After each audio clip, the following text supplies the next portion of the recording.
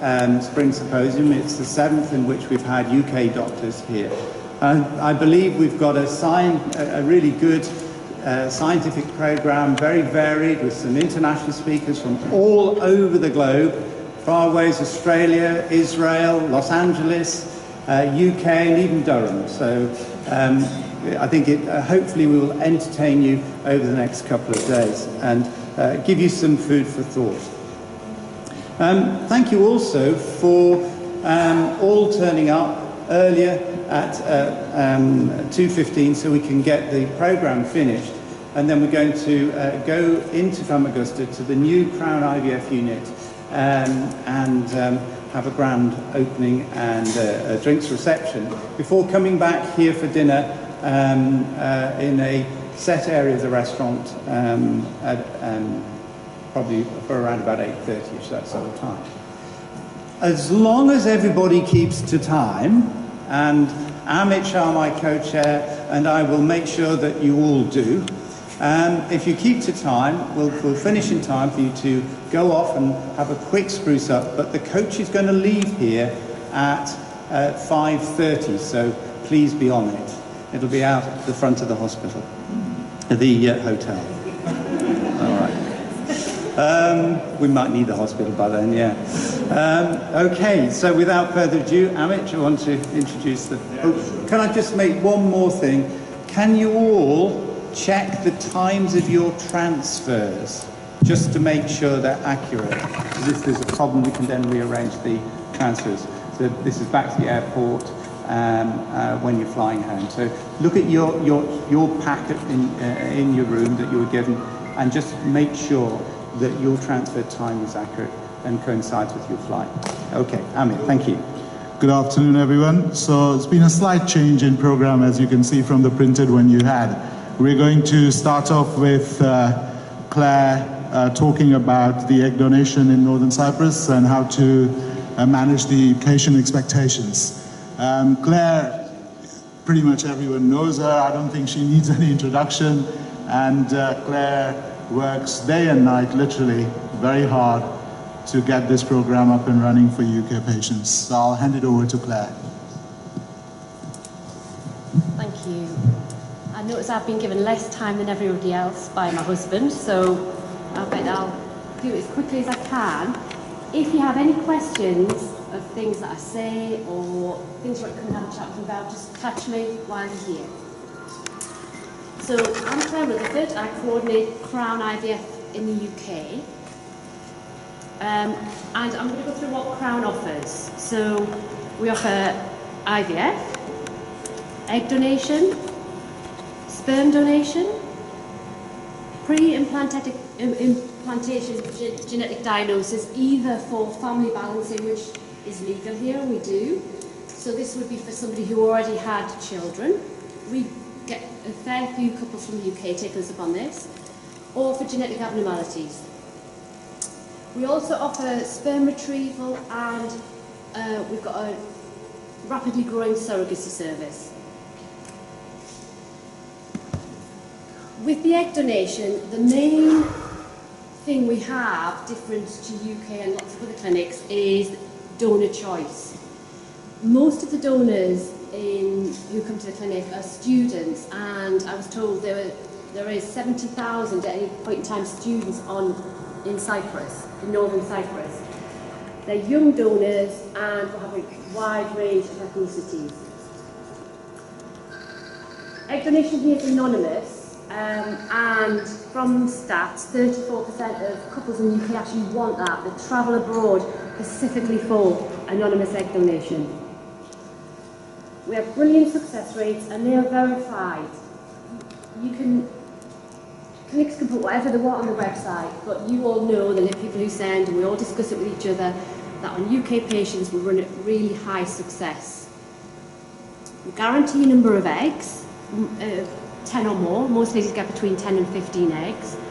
And we also guarantee that there will be frozen embryos, enough for one frozen cycle. What I found when we first started doing this is if couples came back without any embryos in the freezer, they were stressed and upset, and so spoke with Dr. Tekken, and he now guarantees that we will have embryos in the freezer. It's an accredited clinic. We have QHA accreditation. It was the first centre in Europe to have that. And we've got ISO. And when I'm speaking to patients, one of the things I mention the most is it's an ethical, I feel I'm working for an ethical clinic. Patients aren't asked to pay money in advance. Sometimes, occasionally, things crop up and the patient can't travel for various reasons, death in family, illness, and no money is taken. We just stop the donor, and when they're ready, we carry on with the treatment. It's one trip to Cyprus. They come once for a week. And we work the donors cycle around the recipient, so not the other way around. So they can pick their dates, which helps with cost because they can get good flights, and I feel it helps with their stress because they can get it all booked in advance. We've got no waiting times, and I think the most important thing we offer is a well-coordinated service, both from the UK and Cyprus. Why a coordinated service? In the past, years ago, I worked helping coordinate Spanish egg donations, and it was chaos, utter chaos. Disjointed care, patients chasing around for appointments. The internet makes it really, really easy for patients to Google and find clinics that often have misleading information, either about their success rates or about the donors or about what costs even. Costs are a big one, the hide costs. Poor communication, that is where problems start. If the patient isn't communicated with, if the clinician who's referring isn't communicated with, it builds problems that snowball into complaints and unhappiness, and I'm sure that doesn't help for positive results. The medical legal aspect of shared care, when you prepare your patients in the UK, that is what you're doing. That's as far as your legal commitment goes. They then travel to Cyprus and they sign consents for their treatment in Cyprus. So the UK clinics prepare the patients, but the patient comes to Cyprus to do their consents for treatment. And there is exploitation by dubious clinics. Years ago I ran round clinics, and some of the things they told me were just terrible. The choice of donors. We have a large number of screened donors. The donors that have much more extensive screening in the UK. I'll go on to that in a minute. Our average age is 25. Most of them are younger. Most of the donors are graduates or actually attending university postgrad courses. We have nearly all ethnicities available. We have lots of Asian donors and lots of, well, a good few Chinese donors, and actually from different regions in China, which when we've had Chinese recipients, they actually ask for certain regions, so we can help with that as well. They may not have a choice of many donors, but there are definitely donors. And there are, if a patient really wishes, there are non-anonymous donors, so donors who are happy to waive their anonymity, leave their details with the clinic, and know that they may be traced. The recombined test, as you can see, 80% of children are born with an abnormality where there's been no family history. This is done on every donor, which is over and above what's done in the UK. Screens for over 300 diseases, and it just provides extra reassurance to the couples who are accepting a donated egg. The communication, this is my big thing, and this is what, if any time I get feedback, what the patients love is the communication. I'm in the UK and I work with either patients directly or with the coordinators in individual centres. We work really closely, helping each other and keeping in touch. And in Cyprus, there's Charlotte and the team there.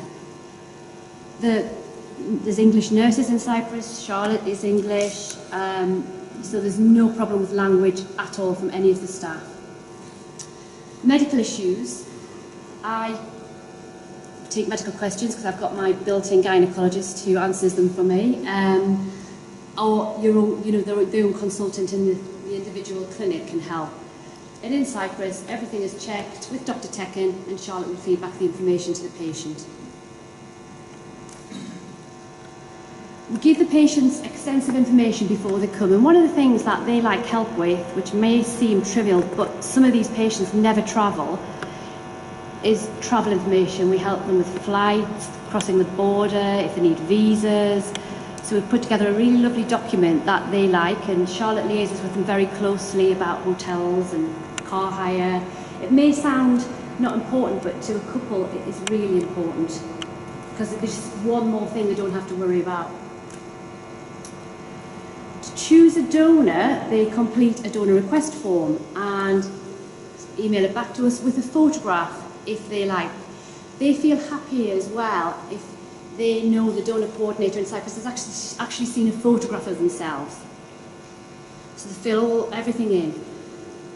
They will then be offered 2 donors. So they'll get the same back with 2 donors on. Now, I always say to patients, that's the donors the clinic thinks are the best matches, but it's a very fluid process. And if they would like to see more donor details, that's not a problem.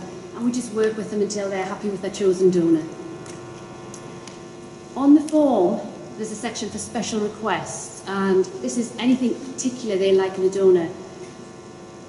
The most common one we get is a level of intelligence. We'll get breast bigger than double D, and actually the little picture at the side is she'd like the donor to have feet like hers. That was her most important issue. So sometimes you just think, so I refer back to the counsellors and have a little chat about how they're doing. I was also asked recently if when they had a child it would be able to speak English because the donor was Russian. So I had to bite my tongue at that one because I could have said something really sarcastic, but I didn't. So when the patient's in Cyprus, before they go, they're contacted regularly. We wish them well with an email. Charlotte contacts them and say, you know, we're expecting you in this day. How do you want contacting?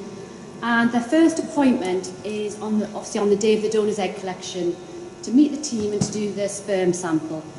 This phases patients slightly because often we can't tell them that appointment well in advance because it's once the donor's had her final scan. So this is where clinics can help sort of preempting this. If the patient's talking to you saying, well, you won't know your first appointment until your donor's had a final scan and egg collection dates set. We try to aim it for the day after the recipient arrives, but sometimes it may be the day after. They meet Charlotte and the team, do all the consents, produce the sperm, and then they get telephone updates. How many eggs they've got, how many fertilised. Every day they get an update as to how they're doing. And their second appointment is for embryo transfer. They're taken into their own private room, taken along for the embryo transfer, and then given full set of instructions afterwards. And they seem very happy with that. So it's only 2 visits to the clinic. I try to explain that they can enjoy themselves when they're here and to, they either want to relax or some ladies do some sightseeing and things like that. On return to the UK, they're back into your care and our care. A treatment summary is emailed to the referring clinic clinician, which will have a number of embryos collected. There's a different embryo grading system used here, but there's a key on the form. It will say when their first pregnancy test is and what medication they've been changed to. If it's negative, then we're here to support them and talk them through it. And we would always advise they went back to their referring clinician to have a follow-up consultation. And if it's positive, the clinic arranges additional medication, a 7-week scan, and support. We often get some spotting. It happens quite a lot, so they ring me up and I just speak to them on a daily basis to reassure them that it actually, for the ladies who come back, is quite normal to have a small amount of bleeding. I don't know why, but it just does seem to happen. The frozen embryo guarantee. When the patient comes back for a frozen embryo, they literally can pick the day they want their embryo transfer, and everything is worked to that day. They only need to be in Cyprus if they wish for the day. So the quickest you can really do it is fly in one day, have the transfer the next, and fly out the next. That's sort of the minimum time, really. The treatment plan varies slightly because obviously they'll start their cyclogest or progesterone in the UK. The success rates are very, very similar, about 5% less. Now, for the frozen embryo guarantee, if when they have their initial treatment, remember the best embryos will have been used. The lab don't think that the others would be good frozen, would be viable frozen. They will make more embryos. So they will use some of the stored sperm with the consent of the patient, and the donor will donate again for them to make more embryos. The clinic here, routinely we have been doing day 3 transfers, and now we're going to move to day 5 blastocyst transfers. Everyone is going to have a blastocyst transfer. This it does fit into a week. If the patient is happy to accept that, they may have the transfer on the day they travel home. So this is again, when I'm speaking to patients, when you're speaking to patients, they can do that, or they can stay slightly longer. So they can stay 8 days, 9 days, but they may, to get the blastocyst in, again, depending on when the egg collection is, and the donor coordinator, now she knows we're doing all blastocysts, will start the donors off slightly earlier. So we've worked it out and it will be fine. And we would advocate that they had a single embryo put back. So we're going to go to as is in the UK, as is the right thing to do, a single blastocyst transfer. So, managing the patient's expectations. Patients need to be selected appropriately. Under 50, the uterus obviously capable of carrying a pregnancy, no problems with transfer, and a BMI within the normal range. We do have a lot of problems with patients coming over that are just big, really big. I think sometimes they've seen the consultant, there is quite sometimes a lag before they decide on egg donation, and when they get here, they've obviously put weight on. And also sperm quality. The clinic have got really good eggs, but we do need good sperm, and if it's flagged up beforehand, we can deal with it accordingly. But if it's a shock when they come, it's not going to help anybody. The donor matching, all of my colleagues here who've said will have had problems with this, with patients who are very, very, very difficult. And what we tend to do is I'll speak to them, and if I think there's an issue, or if I'll speak to the consultant, we refer them back to their counsellors who are very good at helping them, because maybe there is an issue with accepting egg donation, full stop. So this is from the ACE standards. So 15 eggs, 10 fertilised, 5 blastocysts, 3 usable. So now we're going to blastocysts. We must counsel patients that they're not going to have 15 blastocysts in storage. They're not going to have that. And what we would think would be the right way to go is to have a single blastocyst embryo on the first treatment, have 2 or 3 frozen, and then go back, and if they failed, maybe we would discuss putting 2 blastocysts back the second time. Because the problem we've had, and I've got this in a minute, is if a patient has 1 blastocyst left in Cyprus, they start asking, is it worth travelling for 1 embryo? So it's sort of trying to avoid that and do the right thing as well. Potential problems, we get recipients not prepared in time, flight cancelled, the donor withdraws, egg collection delayed, personal issues, and sperm stored in the UK. The recipient not prepared, what we tend to do if they've got the flights booked is bring them over, make embryos, they meet the team, freeze the embryos, and they come back at a later date. They will have more travel costs, but they won't, it's all included in the price they pay to Cyprus, so that they don't pay again for a transfer. This is where I get onto ethical clinic. If the flight's cancelled, we'll work around it. They'll never pay when they don't have treatment. And I don't think I've ever had a donor withdraw. If it did happen, what we would do is we'll have other donors coming through, they would try and match them with another donor, with obviously the consent of the patient. The egg collection's delayed, then we'd ask them to extend flights or freeze embryos. Personal issues, if they cancel, then again, we take no money from them until they actually come through for treatment. And the sperm stored in the UK, the HFEA, brilliant organisation as it is, makes people jump through hoops to move their own gametes. It's such a pain. We had a patient recently who actually was seen in a clinic in December and her sperm arrived in Cyprus yesterday. That's how long it's taken. Now, you need to get this special licence unless the donor payment is limited to £250. Now, in Cyprus, the donors are paid 1,000 Turkish lira, which is the equivalent of £250, and the donors are non-anonymous. If It's £250 payment and a non-anonymous donor. You don't need to get the licence from the HFEA.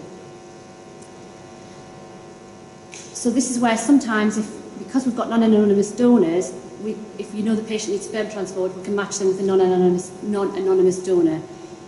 If not, you have to put an application into the HFEA. It can take a long time, and each individual case is taken on that basis. So they can pass one day and they may not the next. So it's a lengthy process. And these couples are desperate to get on for treatment, and most of them, the reason the sperm's stored is often disability. It's not something, because the other way of avoiding it, and the cost is the same, is if it's retrieved sperm post-vasectomy, they can have the sperm retrieval here. So it's actually, I think it's probably less to have the sperm retrieval here than to transport the sperm. I'm sorry, I feel like I'm rushing, but I know I'm not. So the summary is, patients are always going to look for egg donation abroad. It's not going to change in the UK. I can't see in the foreseeable future. I still get patients ringing me on very, very long waiting lists with little choice of donors. We do have to carefully counsel patients on their expectations. The donor is never going to be a clone for them, and again, their expectations are, I think we sometimes forget, is that the donor's a fresh egg donation, so it's how she responds to the drugs, etc.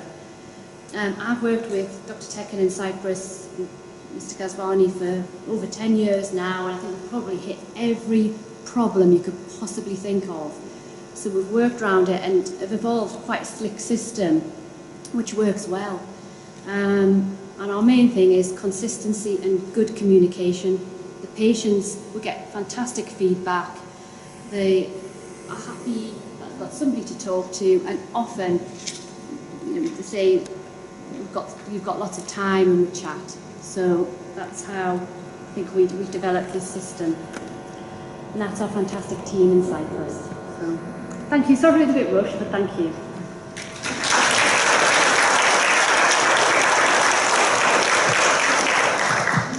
If you have any questions, we'll do it at the end, perhaps with time. Ghazi, burning question? Just a question and comment, really. Because of the change to a 5-day blastocyst transfer, I have been thinking that I would recommend my patients to spend 10 days to make it safer, just in case, rather than a week. That's my view. Then what we do have is, what the patients sometimes like is the teachers half-term week and things like that. So I think if they're counselled well, and say, you are in this week and you may have it on the day you travel, as long as it's explained, ideally. Just in case the egg collection is delayed one extra day, then at least if it's recommended as 10 days, if the patient chooses 7 days, then it's a bit on their shoulders at least. That's what I think. And there's sometimes a confusion on the frozen embryo guarantee.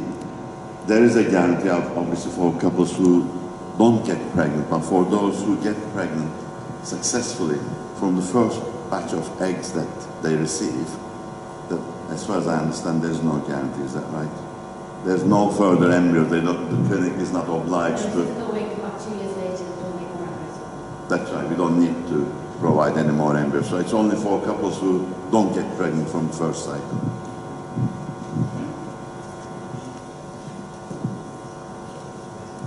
Thanks, Claire.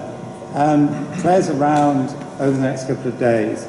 And for those whose first visit is to Cyprus who want to speak to her and perhaps get her to introduce you to members of the team in Cyprus and get to know them all, please do that. There's lots and lots of free time to do that. Okay, to move on with the programme, it's a great pleasure to introduce Gab Kovacs, who I first met in 1994. I was a newcomer to an international committee, and Gab took me under my wing, and he's been a firm friend ever since that time. Gab worked right at the beginning of IVF at Monash University and Monash IVF Union. And it's a great pleasure for him to come and give us, particularly this year, in the 40th anniversary of Louise Brown's birth, to give us a history of IVF. Gab.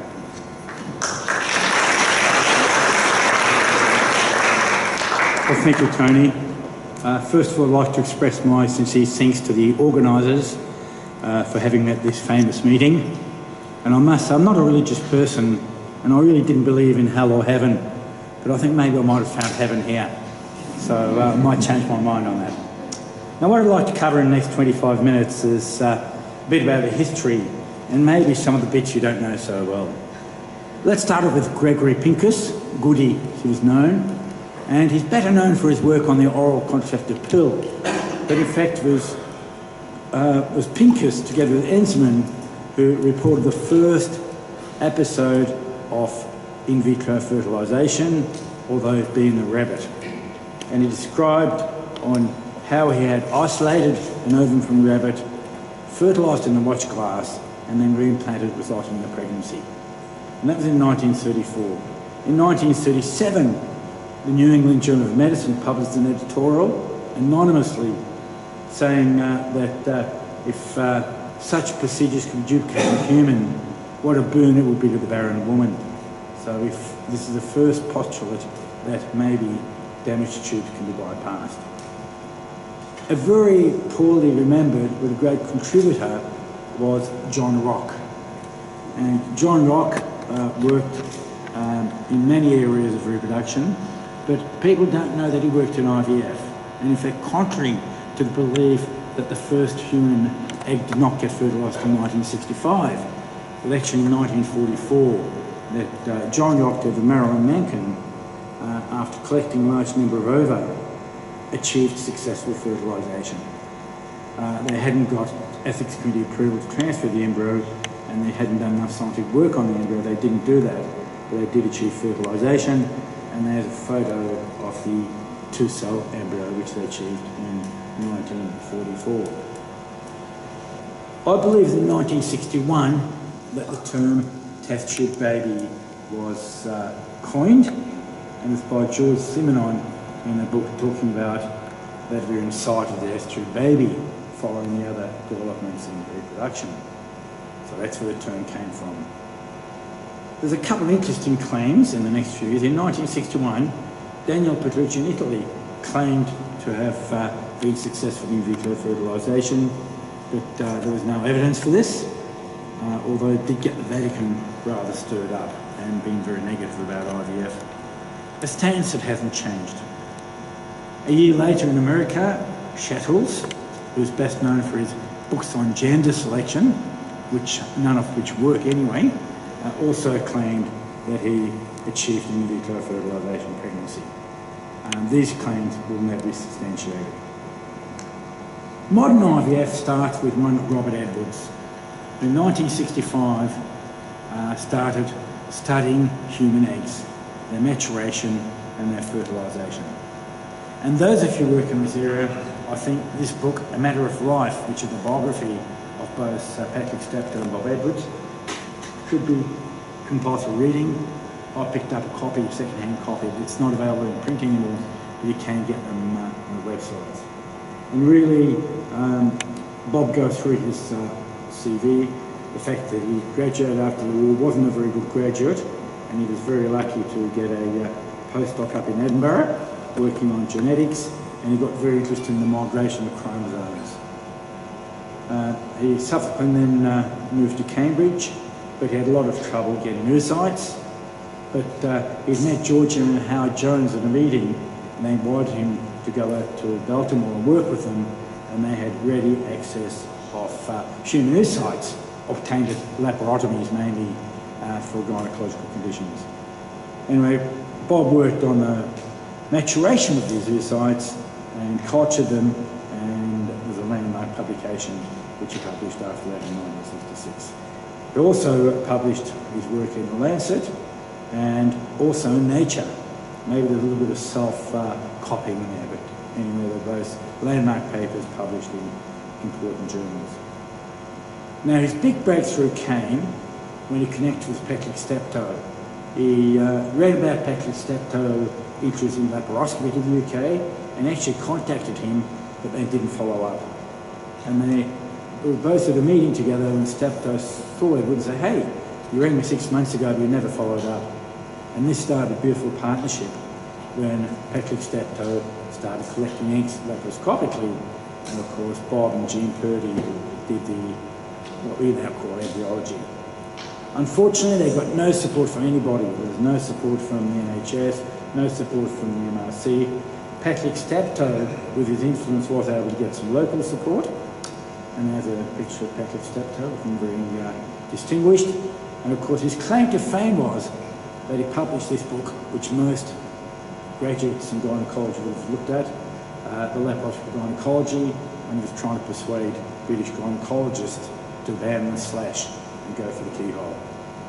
And because of Patrick Steptoe's support locally in Manchester, the local, I don't know what it was called, it wasn't CGG in those days, probably wasn't even a trust, but anyway, the local hospital supported them and they were able to do some of the egg collection procedures here at Kershaw Cottage Hospital in Manchester. Some of their early work they published, this is in the Lancet in 1970, describing how Patrick would collect the eggs by laparoscopy, and then they would be looked after by Jean Purdy and Bob Edwards in their lab, which they constructed up there. And there's a couple of publications again, which are in quite landmark publications on IVF. Now, it wasn't only in Manchester that IVF was happening. This was the Queen Victoria Hospital, where I trained in O&G, both the student and the resident registrar. And it no longer exists, it's now a big shopping centre. But in this building here with the Monash University Department of Obstetrics and Gynecology, and on the right in this picture is my mentor, Carl Wood, John Wheaton on the left, who was also a gynaecologist, Alex Fapata, a medical graduate, but wasn't interested in clinical medicine, who kind of became a laboratory scientist. And I guess he's one of the first embryologists here who was just interested in embryology. And they started a human IVF program. And in fact, in 1973, they obtained the very first human pregnancy, as published here in the Lancet. You can see it's what we call a biochemical pregnancy today, with an HCG peaking at around about 800, and then ending in a very early pregnancy loss. But nevertheless, it's the first recorded human IVF pregnancy.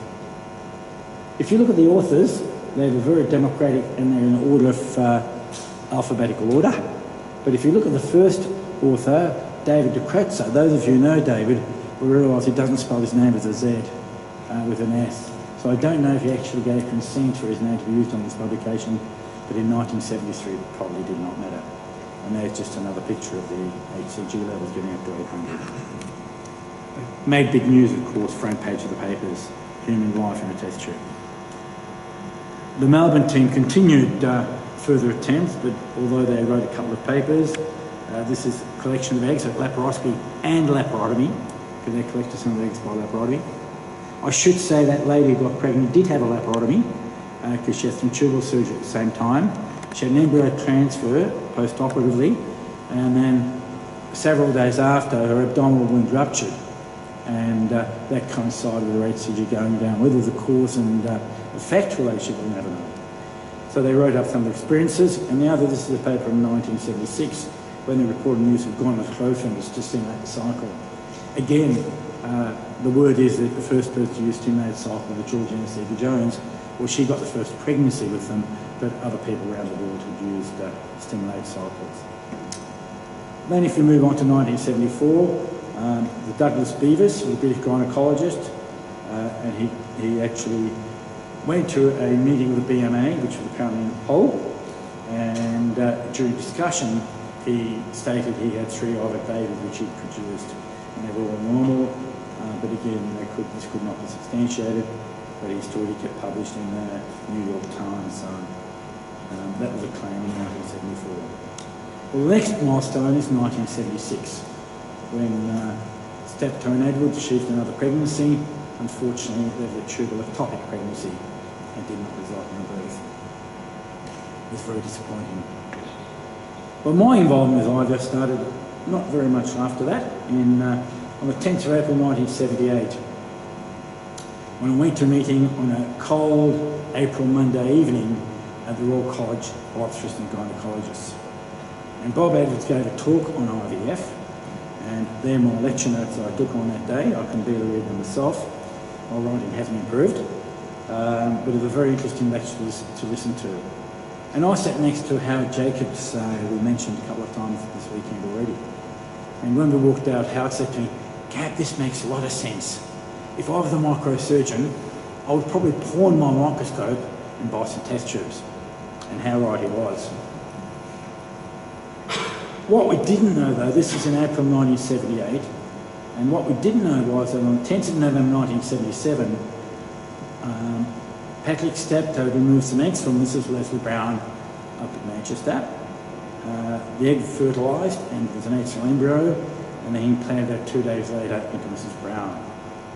So Mrs. Brown was probably about 6 months pregnant by April 1978.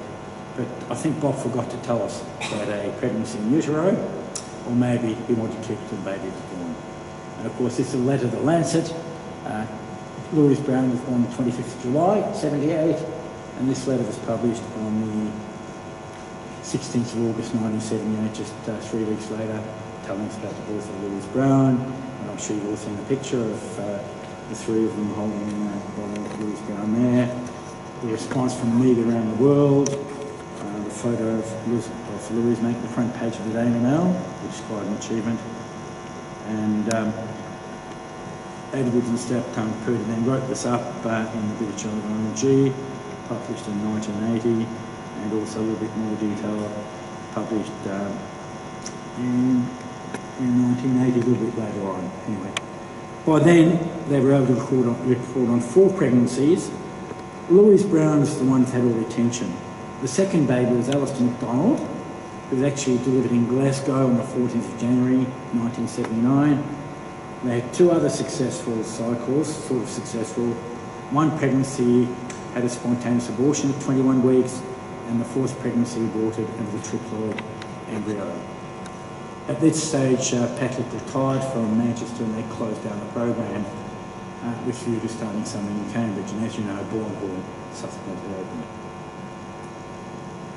If anyone's really interested in the detail, Kay Elder and Martin Johnson have gone through. Whoops, I've lost it, sorry. I had a picture of the notebooks of Patrick Stepp, of Bob Edwards, and they went through, and I'm not going to go through all this, but basically, out of 112 embryo transfers, they achieved these 4 pregnancies. Now, elsewhere it's written that Louise Brown conceived in 112th embryo transfer, but that can't be right, because they continued doing transfers after that. So it would have been over 100 transfers before Louise was conceived. They did 112 transfers. I believe, although there's discrepancies in various reports, that Kay and Martin went through the diaries very carefully, and this is probably an accurate assessment of the work which was done in those 10 years with Bob Edwards up at Manchester.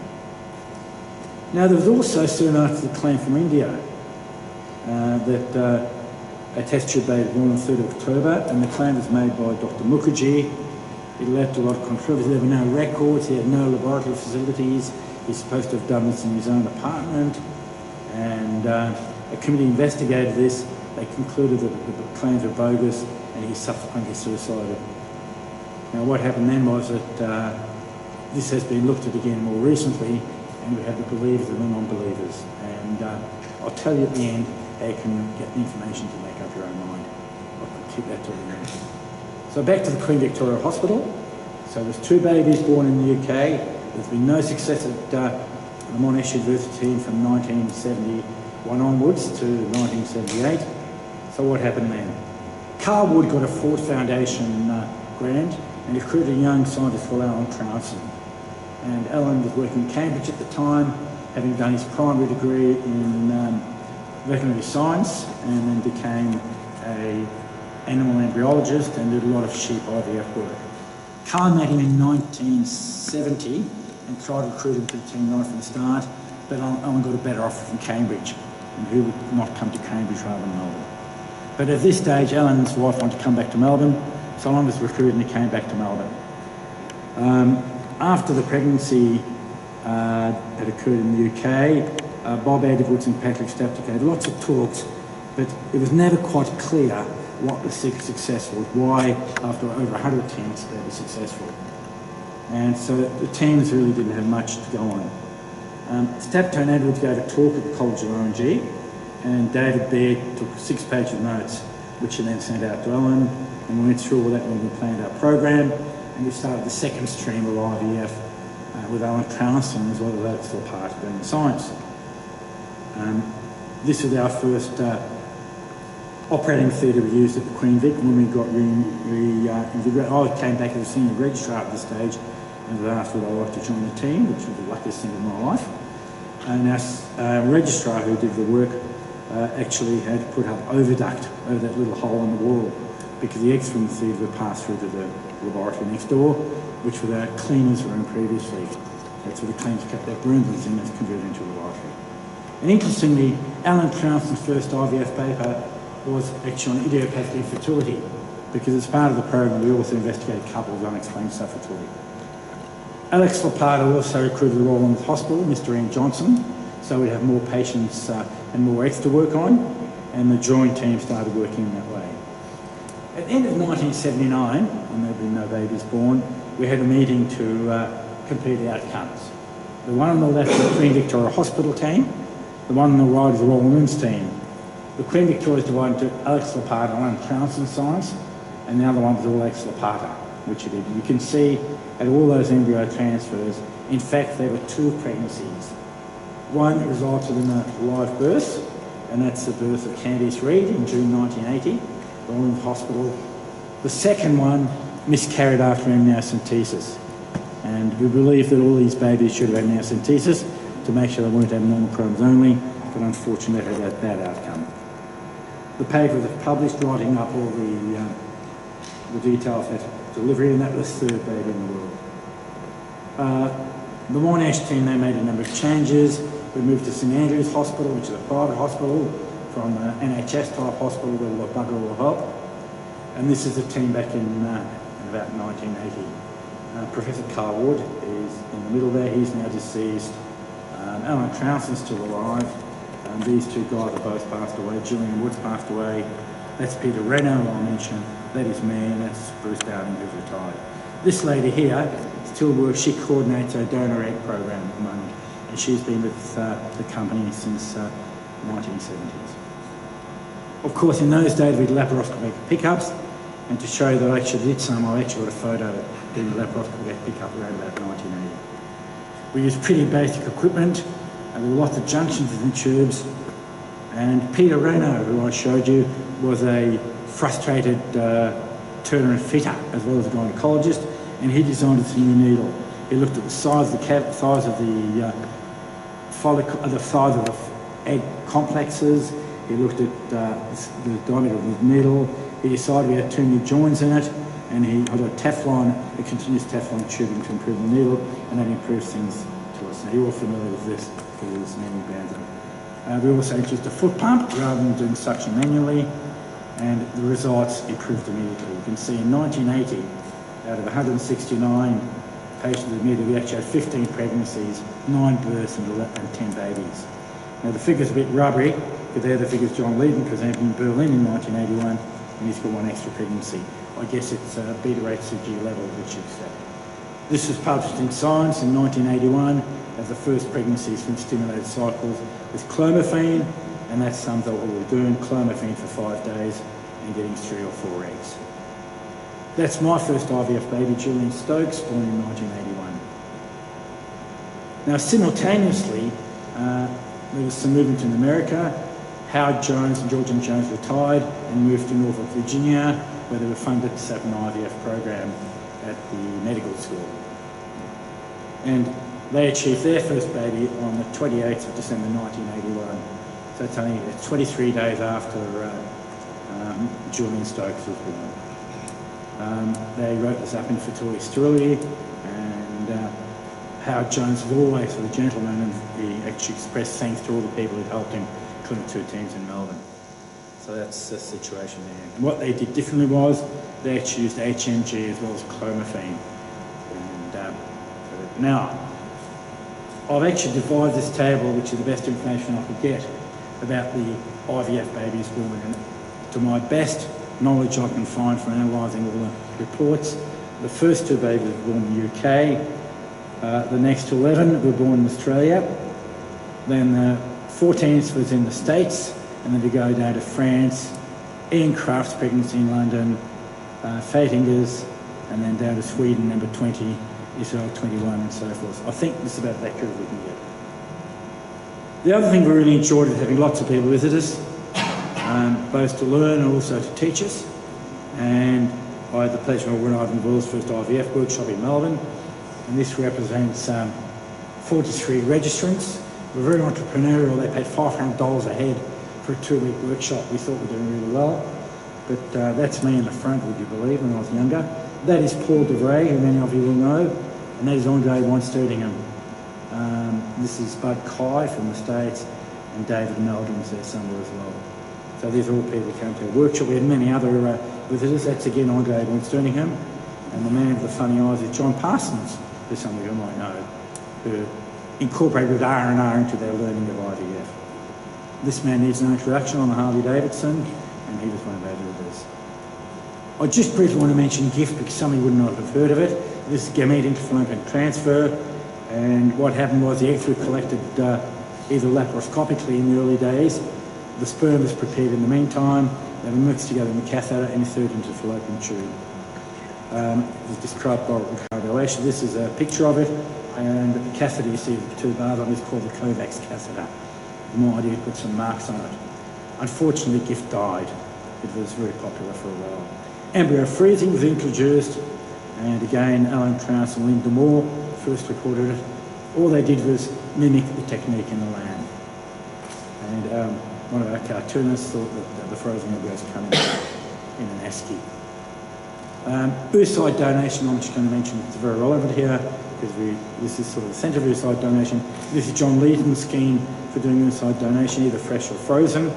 This is a 1983 slide, and the first pregnancy was achieved in 1982 at Monash, but that miscarried, and the first birth also using an HRT cycle, and women had non-function ovaries was recorded. That was also, that's a paper. Microinjection started with Susie, and that was again developed at Monash in the early days, and the first birth was by SCN, who spent some time at Monash. Of course, ICSI, I don't need to let you all know about ICSI. This is the first pregnancy we had with micro-injected sperm, sperm recovered from the microsurgically from a blocked bowel system. Leander Wilton had a big role in PGS, and of course the first baby was born in the UK at Robert Winston's unit. Back to Bob Edwards. I think we all owe Bob Edwards a lot of respect. This is a meeting we were together in Berlin. We all delighted he got the Nobel Prize. And finally, if you do believe that you're interested in history, Peter Brenston and I have just edited the book. It's rolling off the presses as we speak. It will be Lechery, and it's got 30 chapters, and each of the chapters has been written by one of the pioneers in their country. So Tony, it's 25 minutes now, so I'll stop.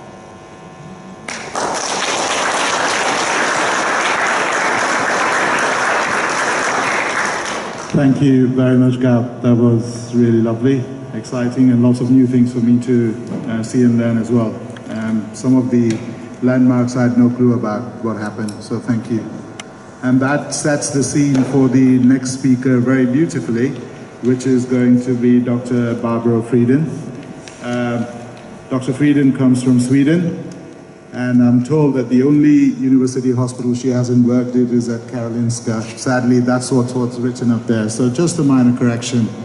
Barbara's background mainly has been for obstetrics, gynecology, and IVF, and for the last 10 years or more, she has moved into hospital management, and she's going to talk today about the trends in ART biotech development, just to tell us that how things have moved forward from where Gab started. Thank you very much, Barbara.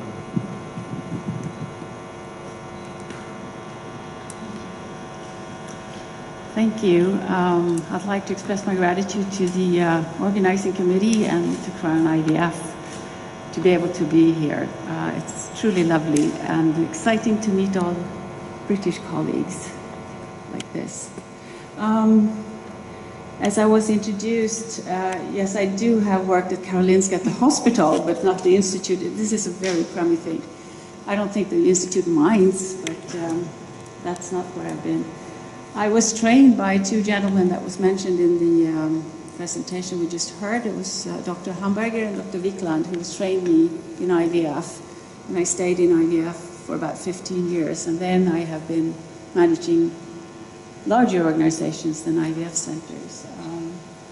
But I think the reason why I'm asked to talk today is I've been on the board of directors for VitroLife for the past 8 years. So I've seen the development of how biotech try to match your wishes. And I'm also in another biotech company on the board of directors. I'll try to give a short span, maybe 5-10 years. Look into the future before we meet the real futurist in the next speak. As sad as it is, and as, petty as it is, this is what all healthcare leaders, providers, payers, producers think is the major driver for change in healthcare: money. It's really sad, but that's going to be the major driver for change, and it's going to go quickly. The reason why we are running out of money is many. The most important one is that we can do so much more. IVF, for example. We didn't do this before, and it didn't cost anything. Now we want to do this, we want to offer it to all patients that need it. And of course that drives cost. An aging population also drives cost. These are Swedish numbers. I'm told that Great Britain has about 70 million people, something like that. So multiply these numbers by 7 because we're 10 million people in Sweden. As you can see, we have a growing population that is older than 70, 75 years old. You see in 2060, some 140,000 people will be older than 75.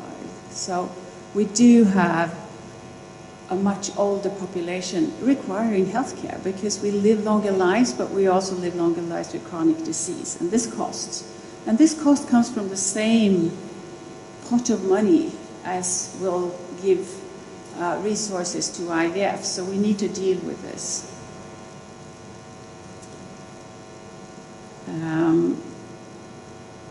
This is something you're probably familiar with in Great Britain as well, that the first parents are older and older.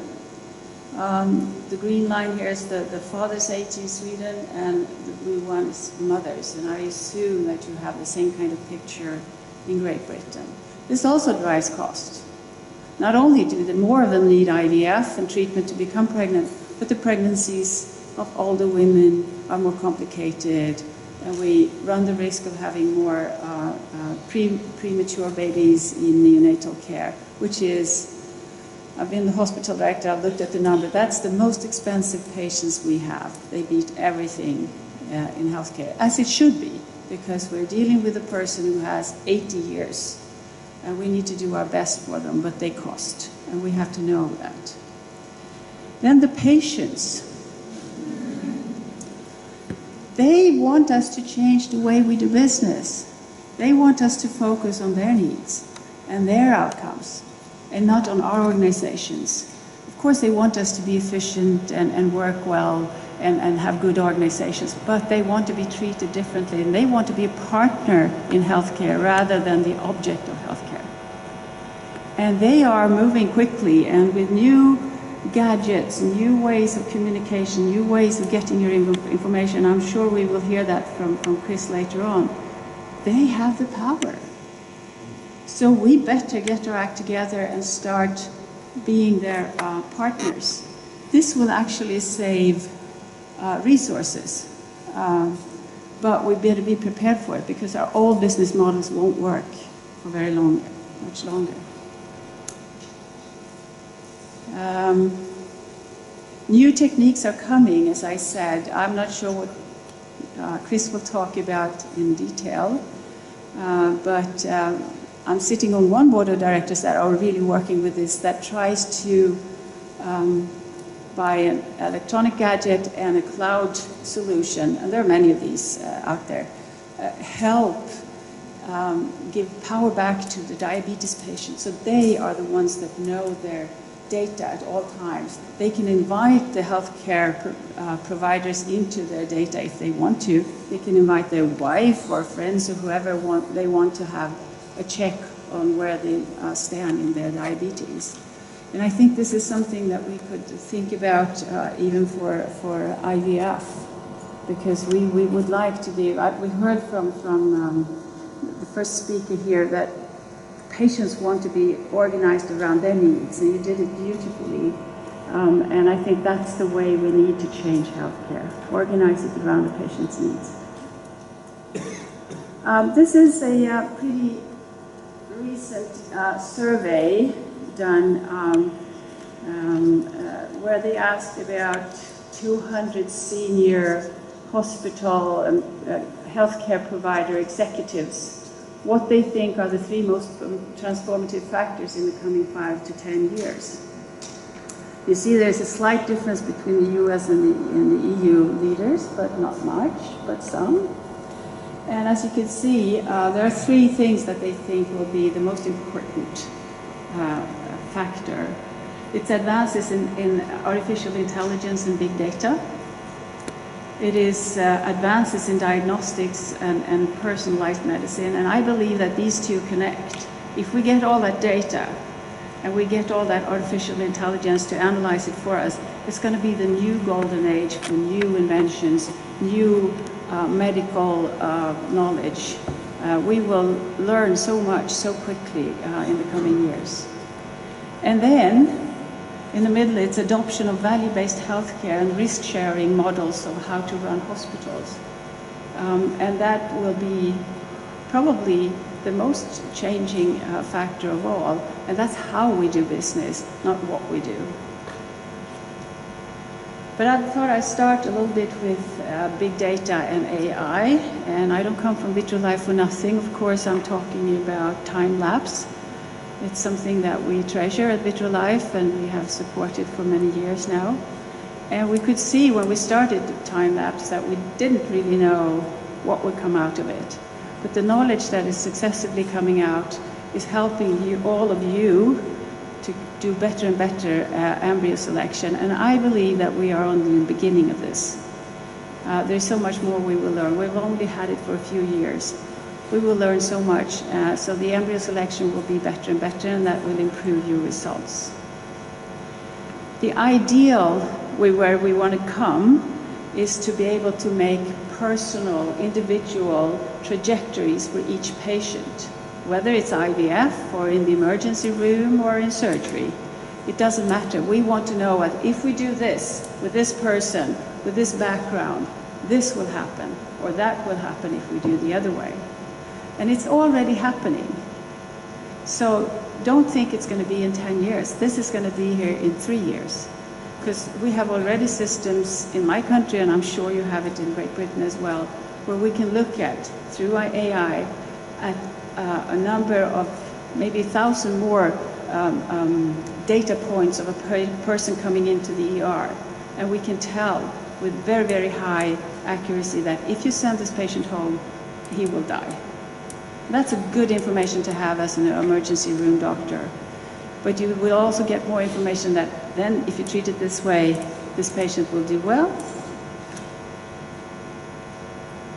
There is other data that we need to make good embryo selections. And genetics is one of them, probably. We're still learning in genetics as well.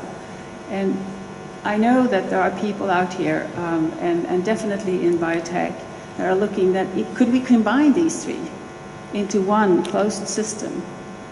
So you have all the information when you choose the embryo, and the embryo doesn't have to be biopsied, doesn't have to be taken out of the culture situation, because every time we take it out, as you know, we diminish quality a little bit. And this is on the move, actually, to do all 3 things in the same little dish or closed system during culture.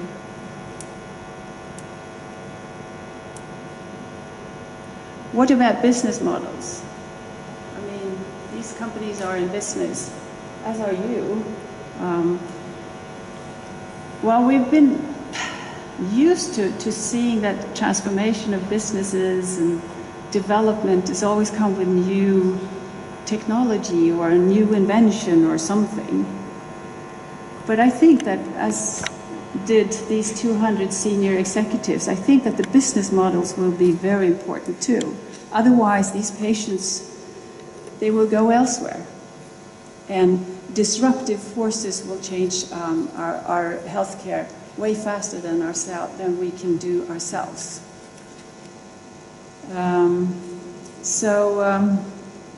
We need to start thinking of what is important to the patient.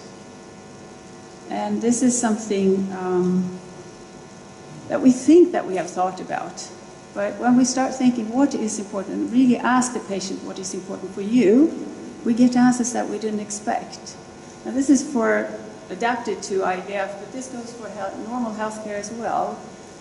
We measure a lot of these process measures, like embryo score, waiting time, number of egg retrievals, this and that, which is important for us, for handling the process and being efficient and doing good egg donor cycles. You have to know all these things, but they're not interesting to the patient. The patients want to know whether they can get a baby or not, and whether that baby is healthy, and whether the treatment is terrible, or can they work during the treatment, and will it be painful, all kinds of things that they ask for. And we haven't focused on that enough. I think IVF is probably better at this than most healthcare providers in different areas, but we still have to focus more on what the patients want. I thought I'd find a couple that is actual right now. They might discuss these things, who knows? Maybe some of you know, but I don't. But if this is the fact for them, these are the questions they want answers for. And we usually have these questions. It came to me very clearly back more than 10 years ago when Sahlgrenska had the multi-center study on single or dual embryo transfers. It was a randomized, controlled, and blinded study. So when I, as a doctor, did a transfer, I didn't know whether I transferred 1 or 2 eggs. But we did know that each patient had 2 good eggs. So either she got 1 in the uterus and 1 in the freezer, or 2 in the uterus, and they were randomized. And you probably read this study. It was clear that it's better to give 1 embryo at a time. But the discussions around this study really awakened me on looking at who is our patient. I've been looking at the couple as my patients, and yes, they are in a sense, and we'd like to fulfill their dreams and all, but the true patient is the baby being born. And we have to do everything we can in order to make this a healthy baby. And once you start looking at that, some things need to change. For example, transfers. But there are other things that we need to change too when we look at it on the sake of the baby. And this is something that companies that work with you as partners, as biotech companies, actually think a lot of. This is when we think about the baby as the customer for Vitrolife, that means that we need to really, really think about media, because we know that media affects this. And I don't think we know everything yet, but we will work through, so media will change. But it has to do in companionship with all of you, and we have to evaluate what we do with all the power that we possibly can. So thank you, that was considered.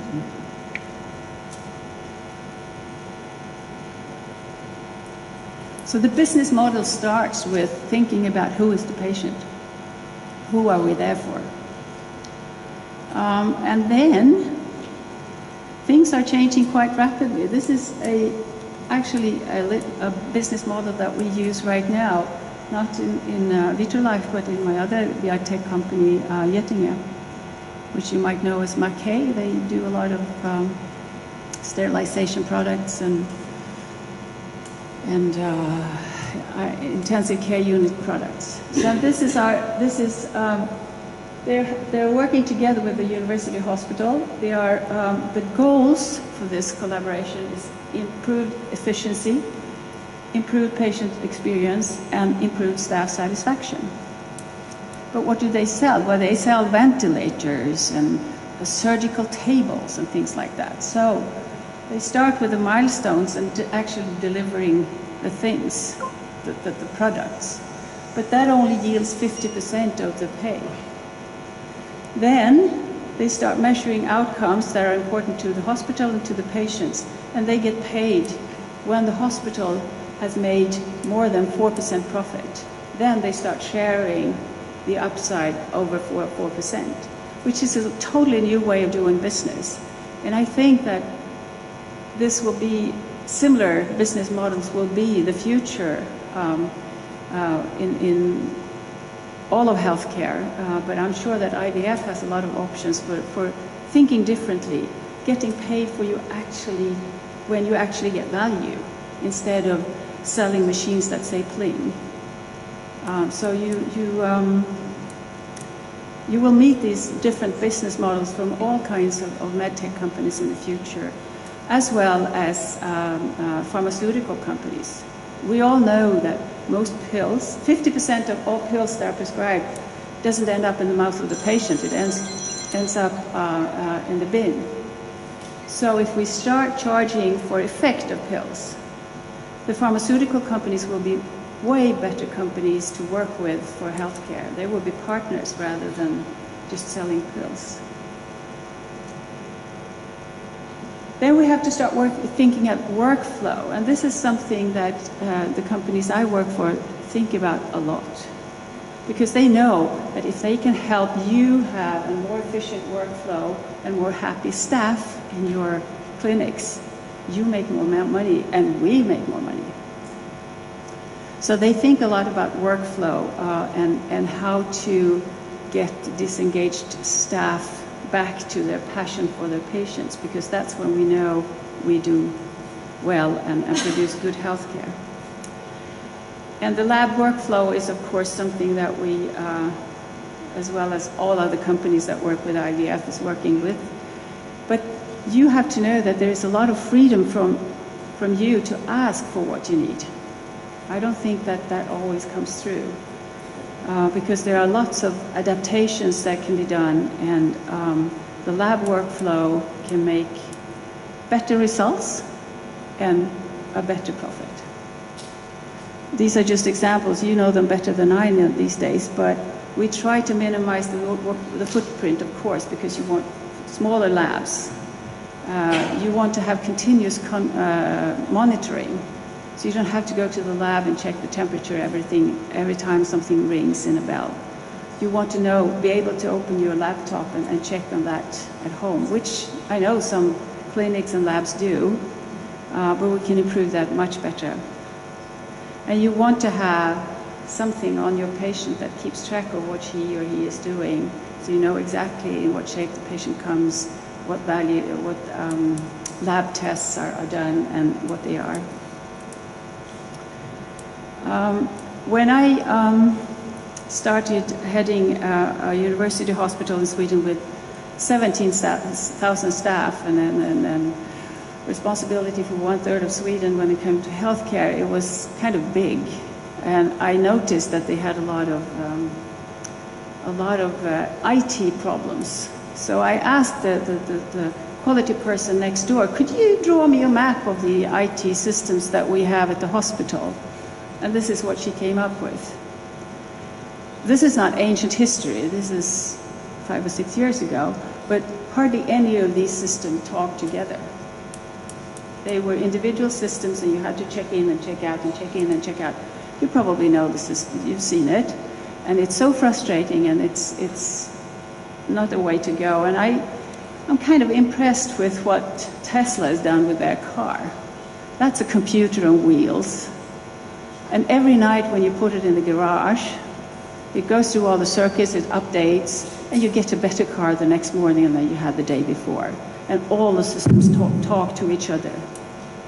This is something we want in workflow and IVF labs, so you can focus on the really hard patients, the 20% of patients that need your expertise, the 80% that just role. You should standardize as much as possible. And I think Tesla, he's got something there. I will only spend a few more minutes. And this is, I believe, a pitcher in baseball. I don't know if it's pitching or batting, which is the hardest part in baseball, but they're all very superstitious. And I started thinking about this because I've been following a number of doctors when they do transfers, and I've been reading the literature on transfers, and I remember my own transfers. And as long as I had good results compared to my peers, I was happy and I didn't change anything. But I didn't know what I did right, and I didn't know what I did wrong when my results dropped. And I have a feeling that nobody does. So we behave like these pigeons in the pecking box, that if we had turned 3 times clockwise and jumped 2 times before we made the transfer and we have high and good results, we continue doing that. And we need to standardize this part of IVF. And this is something that we think about a lot at Vitrolife, and I'm sure that Cook does the same because they have all the catheters. But we need to start thinking about how we can improve and standardize transfers. There aren't all that many studies on embryo transfers that you can really rely on. This is one study that I think is very good. It's retrospective, but it's more than 7,000, almost 8,000 transfers in a center in Spain where they actually standardize as much as you possibly can. And they can show that as soon as you have to start to do some additional maneuvers when you do a transfer, you lose pregnancies. Because in all these groups, the embryo quality was the same, the number of embryos was the same. So the difference was how you made the transfer. As soon as you have a difficult transfer, you lose pregnancy rate. And I, as a doctor, when I did this, I thought, okay, that's her fate. She's a difficult transfer patient. Blaming her. I think we should take a grip on the situation and actually make all transfers easy. And we're working very hard, and I hope that something will come through in the course of the coming year that will help us deal with these hard transfers with a new device. Fertility is interesting. There are some fascinating studies on where people estimate where they think their optimal fertility is. There's a Swedish study from biology students, no less, on university level, and they thought that 35, 40 was probably the best time to have babies and when you were most fertile. And there is this Icelandic study that could demonstrate that people think that after 45 is when fertility starts going down, both for men and women. And on the same time, they all want 3 children. So we do have a problem here, which I know that you meet every day, and this has to be addressed. Egg donation is a wonderful way of helping these couples. Egg freezing has helped us to help people preserve their own fertility. We'll see how the results go. We're still not up and running on the same results as regular IVF. But all these things are important. My research was in ovulation and uterine factors, and I think we have a lot more to learn there, and it's coming, and moving quite quickly, I hope. You have to have attention to detail as well.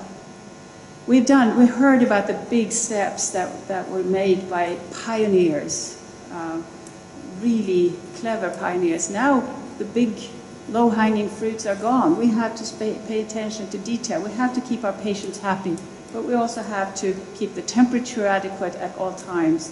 We have to be able to label correctly and safety and all of that. But the interesting thing is that when we come out with new plasticware, we have to change how we handle it. And this is a more efficient way of handling, but people don't like it because they have to change. So we really have to think of what's important here. And we do have to pay attention to detail, otherwise we won't improve our results. Lastly but not least, is that all companies today work with sustainability in the broader sense, as described by the Brundtland report, not the one where you put things in the right bin. That's good too, but it doesn't change much. But this is important stuff, and all companies deal with this. And I have a feeling maybe this is the only field where we are a little bit ahead of you. Otherwise, we always come and try to learn what you have learned. But this is something where the companies really pay a lot of attention right now, because they know they won't be a business if they don't deal with this and do it now. So, my last picture here is knowledge, I believe, will be the driving force. It is the driving force right now in the companies I work for, and I know it is for you, but I think we will have much more powerful tools than we have today.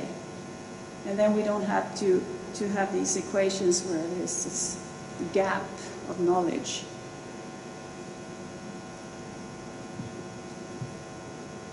We're trying to be your partners in this, and I believe that these are not news for you, any of it. This is something that you all work with every day. Thank you.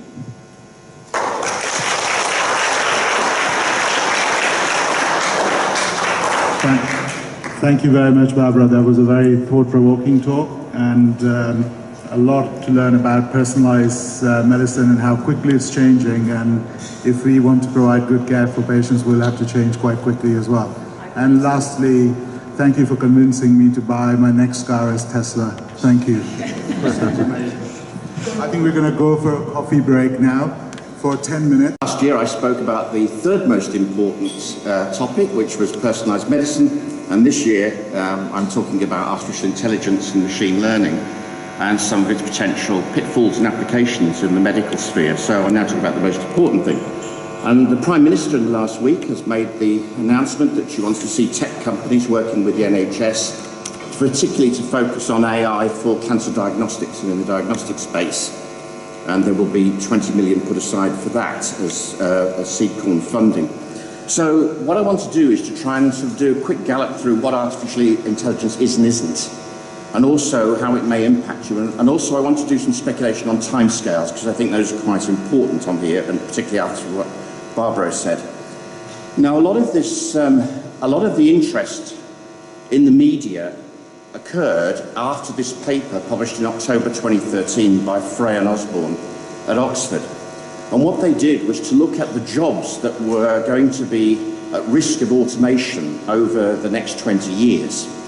The methodology was criticised quite a lot, but there have been a number of other studies. But they argued that there were 47% of all jobs. These figures are actually from the United States.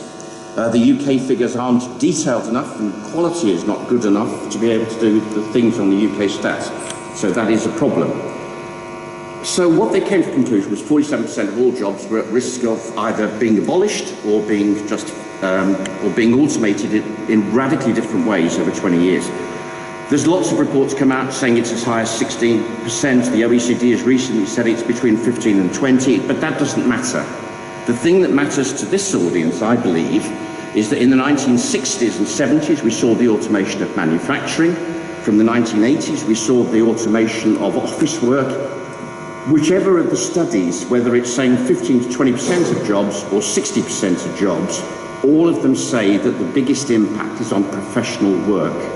That is to say, it's on lawyers, accountants, doctors, teachers. It's in the professions that this big impact is coming. Now, those four key technologies behind the Frey and Osborne, and Barbara has opened up some of these, are on big data, on artificial intelligence and machine learning, on robotics, and on the Internet of Things. And I will touch on a few of those, but I want to concentrate here on the artificial intelligence aspect and try and sort of give you, I hope, what would be a realistic but bold vision of what's possible. Now, there have been a whole set of utopian and dystopian futures coming. The late Stephen Hawking said, or the interpretation, AI could spell the end of the human race, and there are other people saying even more disastrous things than that. Actually, if you look at what he actually did say, that's media misreporting. Handled badly, AI could be the end of the human race, would be a more accurate thing. Father and son, Richard and Daniel Susskind, wrote probably the best book on the details of how professions will change. They compared 8 different professions, from clergymen to doctors to accountants and lawyers, and actually looked at how the technology, how artificial intelligence and machine learning would impact in each of these. And there's been lots and lots of things, like the spectator thing is, can you replace a doctor with a robot? Good question. The most realistic report, and if you are interested in this topic and following up on it, I would suggest that you go to NEST, the National Endowment for Science, Technology and the Arts, a think tank in the UK. They've, in the last 2 weeks, published a detailed report which actually has medical input rather than technology input, or it has both. And it's actually a very balanced, and I think one of the most interesting reports in here, which is that their argument is that they can see both the positive, what we can do, but also the things we shouldn't do and we should guard against if we're going to use artificial intelligence intelligently to improve, and what they call is people-powered healthcare. In other words, putting the patient, whoever the patient is, at the heart of the system. So that's probably, for me, for your interest, probably the best report to come. It's only 2 weeks old, and it's downloaded from the site. I can give you the link if you want it. Right, so when we think of robots and artificial intelligence, we tend to think of them either as nice, like R2, paranoid, like Marvin. I don't know what you'd say about Hal, he's 50 years old this year, or the killer robots from Boston Dynamics that are being built for the US Department of the Army. And the point is, we tend to either humanize them, anthropomorphize them, or we tend to think of them as computers in this way. But the point is that most robotics now, and most artificial intelligence, is actually software. Now, this thing is here. Download the free app called Sam. It's to help with anxiety. Any mother with a child called Sam knows that anxiety is only a step away. The thing is that this is from the University of Dundee, and it's got a small amount of AI in, but essentially it's a counselling app that enables you to look and see if you need help, and it will guide you to help. So basically it sits there, and if you're feeling a bit anxious, it says, try this, does this work? And so it's available for you on your mobile phone or tablet 24 hours a day, 7 days a week, but it will guide you.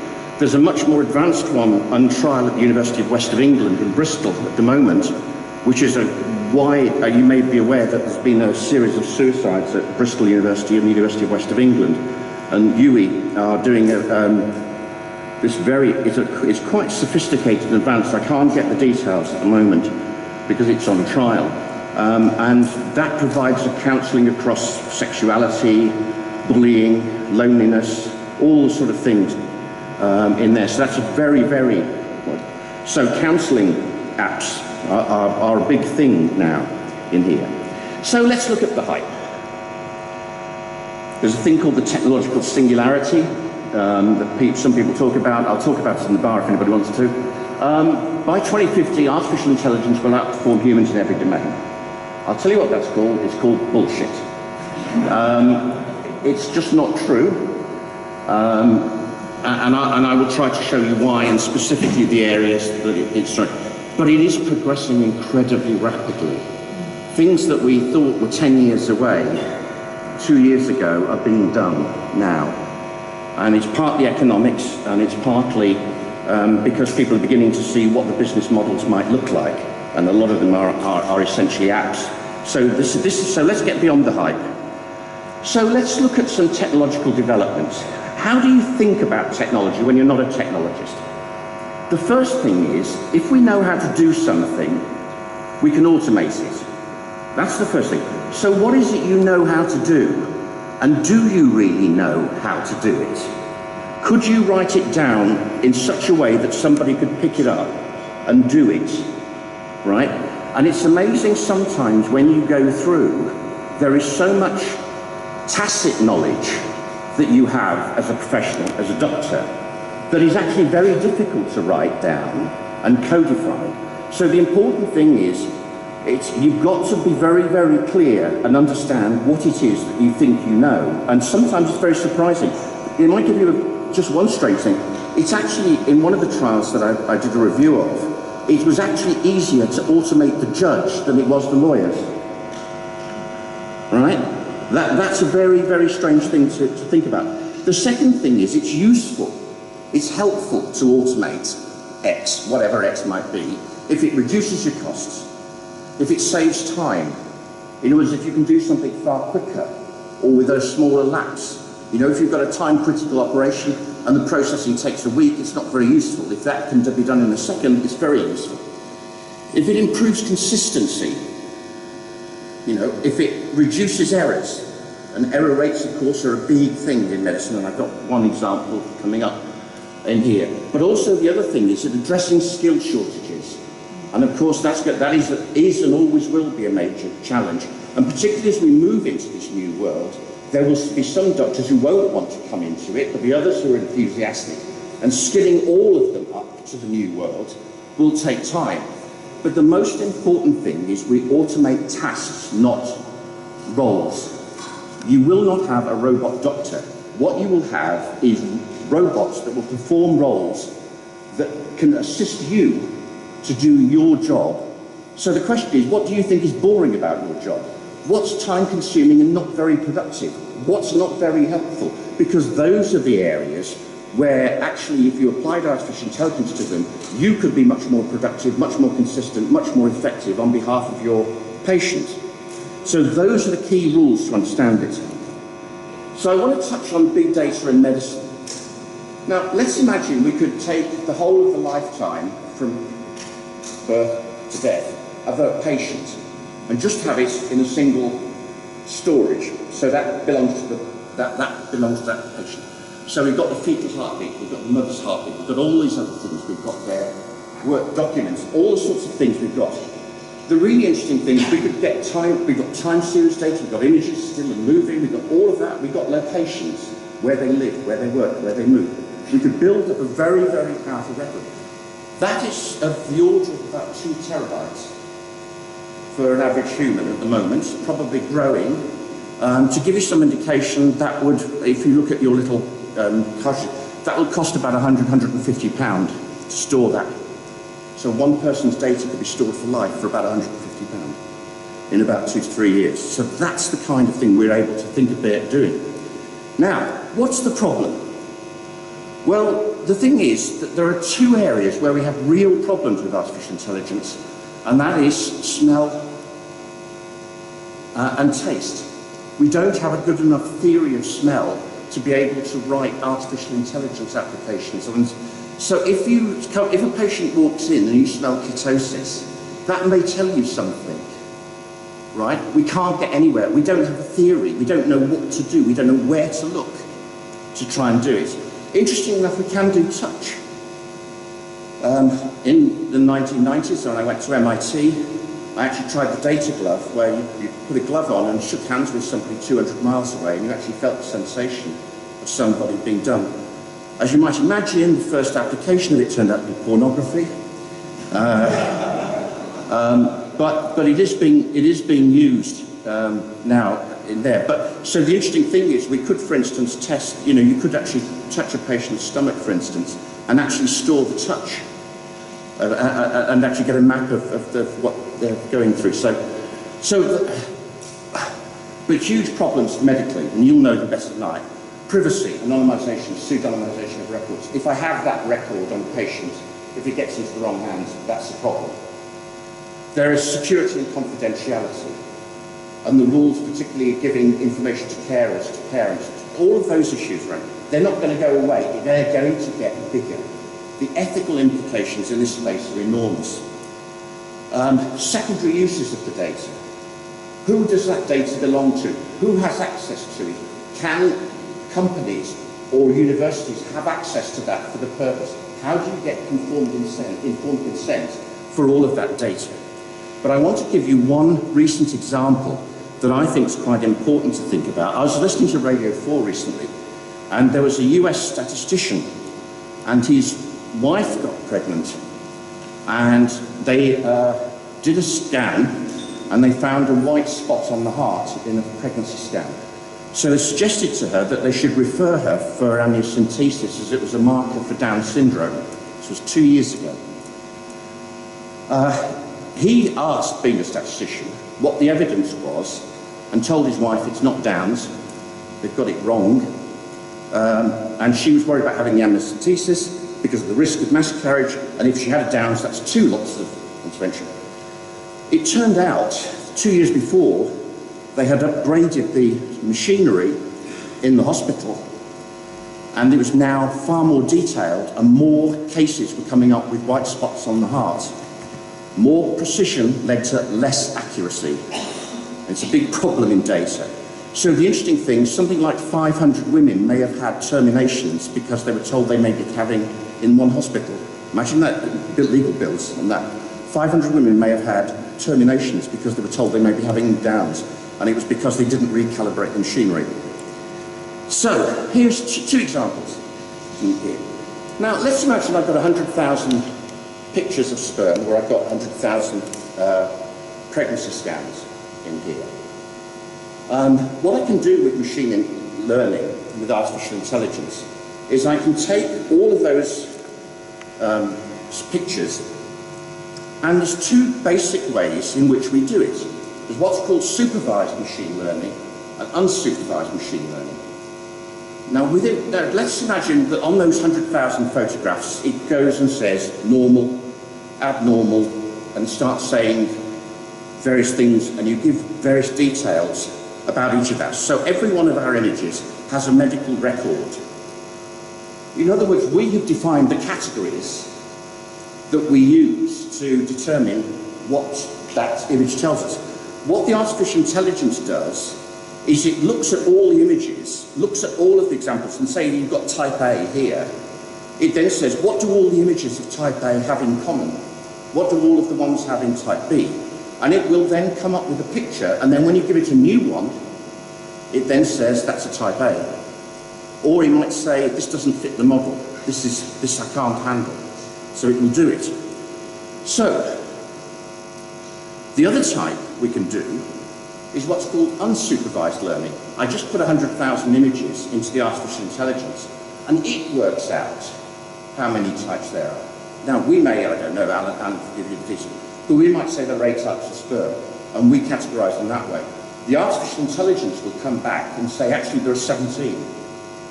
And it will come up with these kinds of models. So you can do basically supervised or unsupervised. But there are some really, essentially, if you want to impress your friends, what machine learning is essentially the application of Bayesian statistics to big data. That's what it is. But there are 2 big problems. Have you got enough quantity of data, and what's the data quality?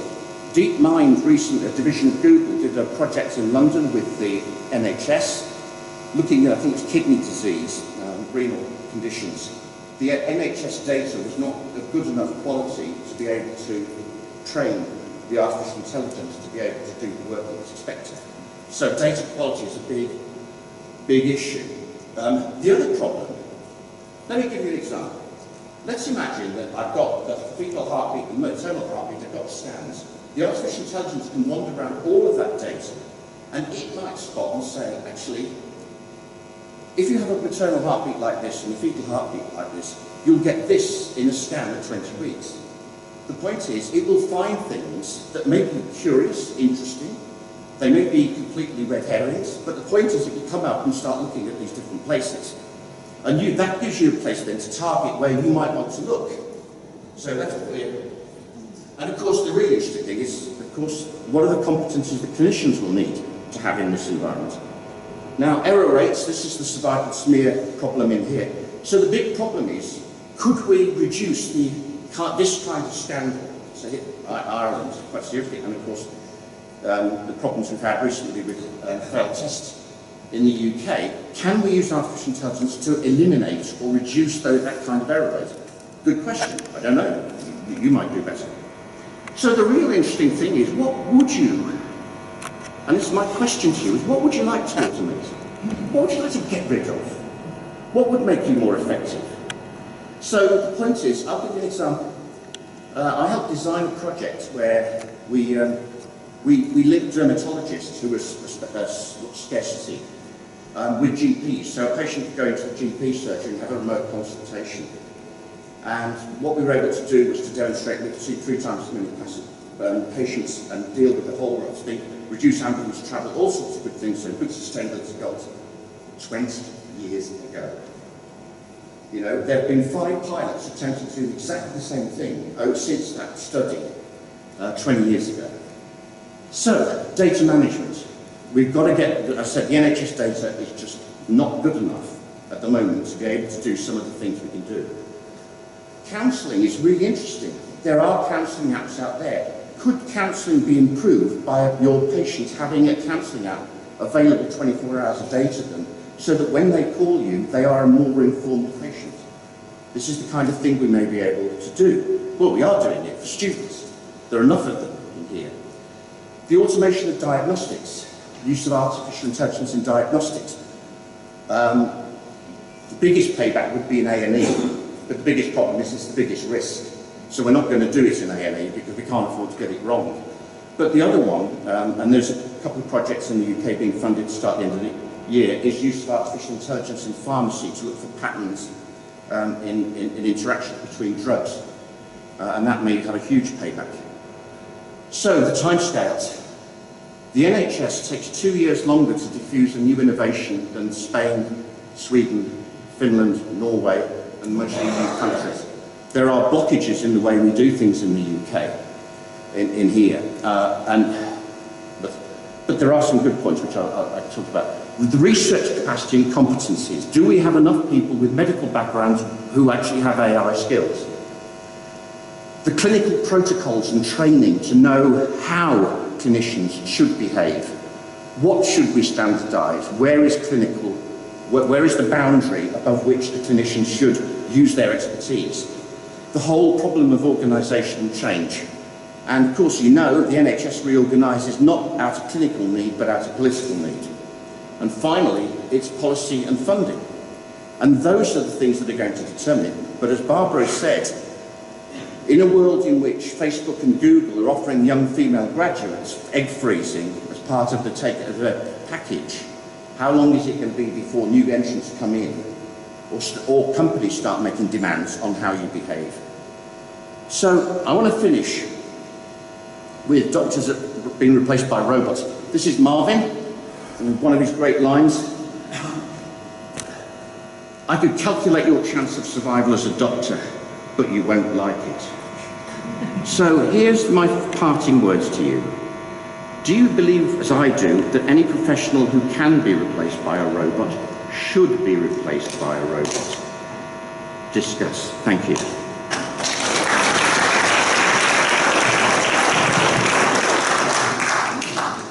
Thanks, Chris. That was a fascinating talk, and I'm sure it'll keep everybody interested over the dinner this evening. We're now going to move on. We've looked into the future. We're now going to look at a little bit of clinical practice, and it's a great privilege again to invite one of our dear friends, Roy Homburg, who has been in reproductive medicine a lot longer than I. In fact, I might not have even been born when you started with this, Roy. Anyway, Roy is a fantastic speaker, and he's going to come and talk poor responder. How should it be treated, and can the poor responder be treated effectively? I'm just going to help him with these slides.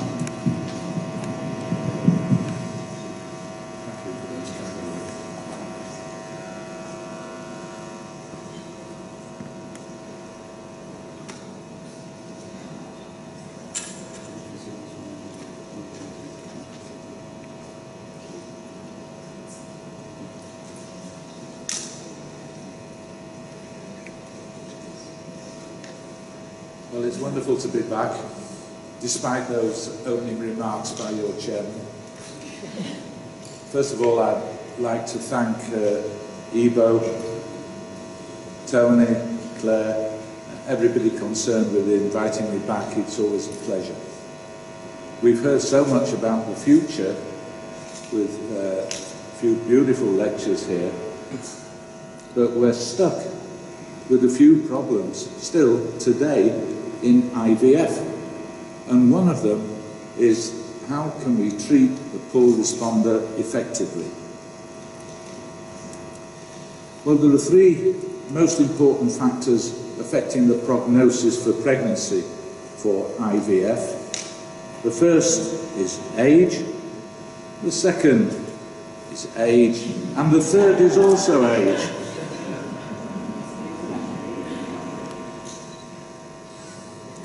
How does this come about?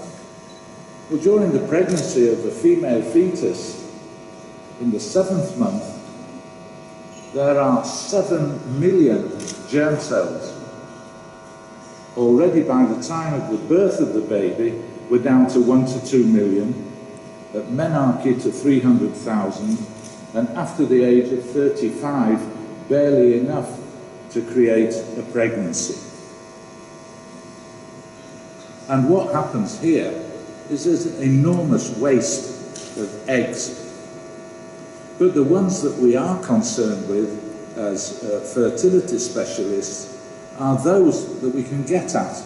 That means those that present themselves at the beginning of the cycle that can be stimulated. What you'll see here following the secondary recruitment.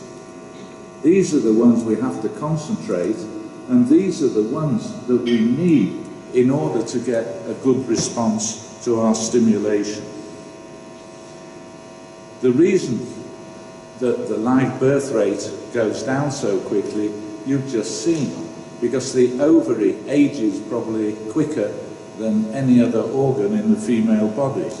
And as if the live birth dipping down so violently after the age of 35 is not enough, then also the miscarriage rates go up exponentially. And this, of course, is not good. All this connected to the age of the woman.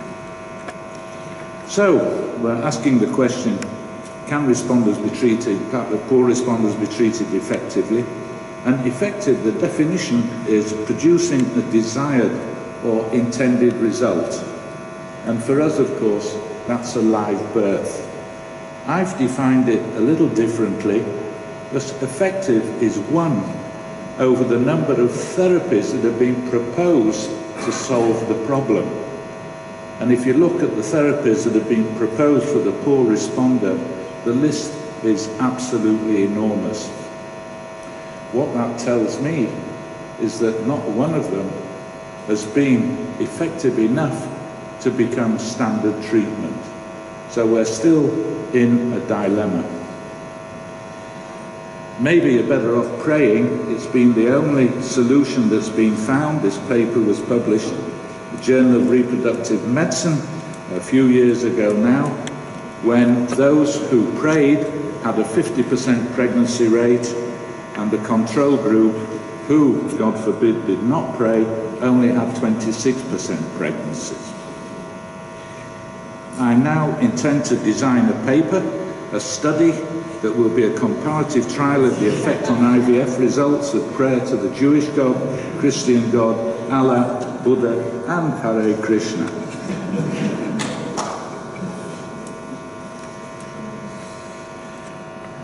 The problem of studying poor responders was confounded by problems with the definition.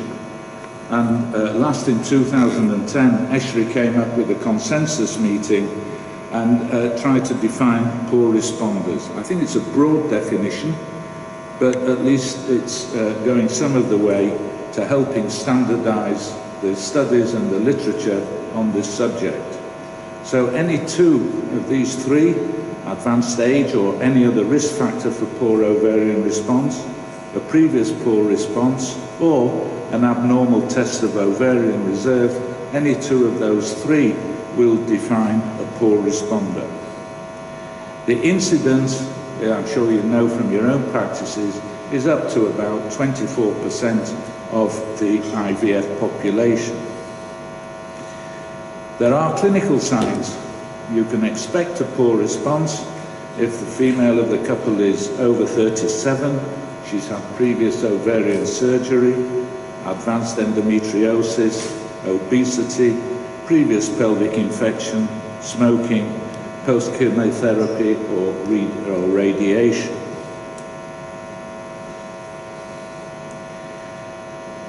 There are also clinical symptoms. They have a shorter follicular phase. You can then see that the ovarian aging is getting well advanced. Premature LH surge, premature ovulation, early luteinization, or obviously a poor response to stimulation. How do we predict? And of course it's always of great value to predict before you start treatment, but age, as we said, is far and away the most important. We particularly rely on anti-malarial hormone, AMH, maybe with the help of antral follicle count, mostly the day 3 FSH at the early part of the menstrual cycle, and inhibin B are not these days regularly used.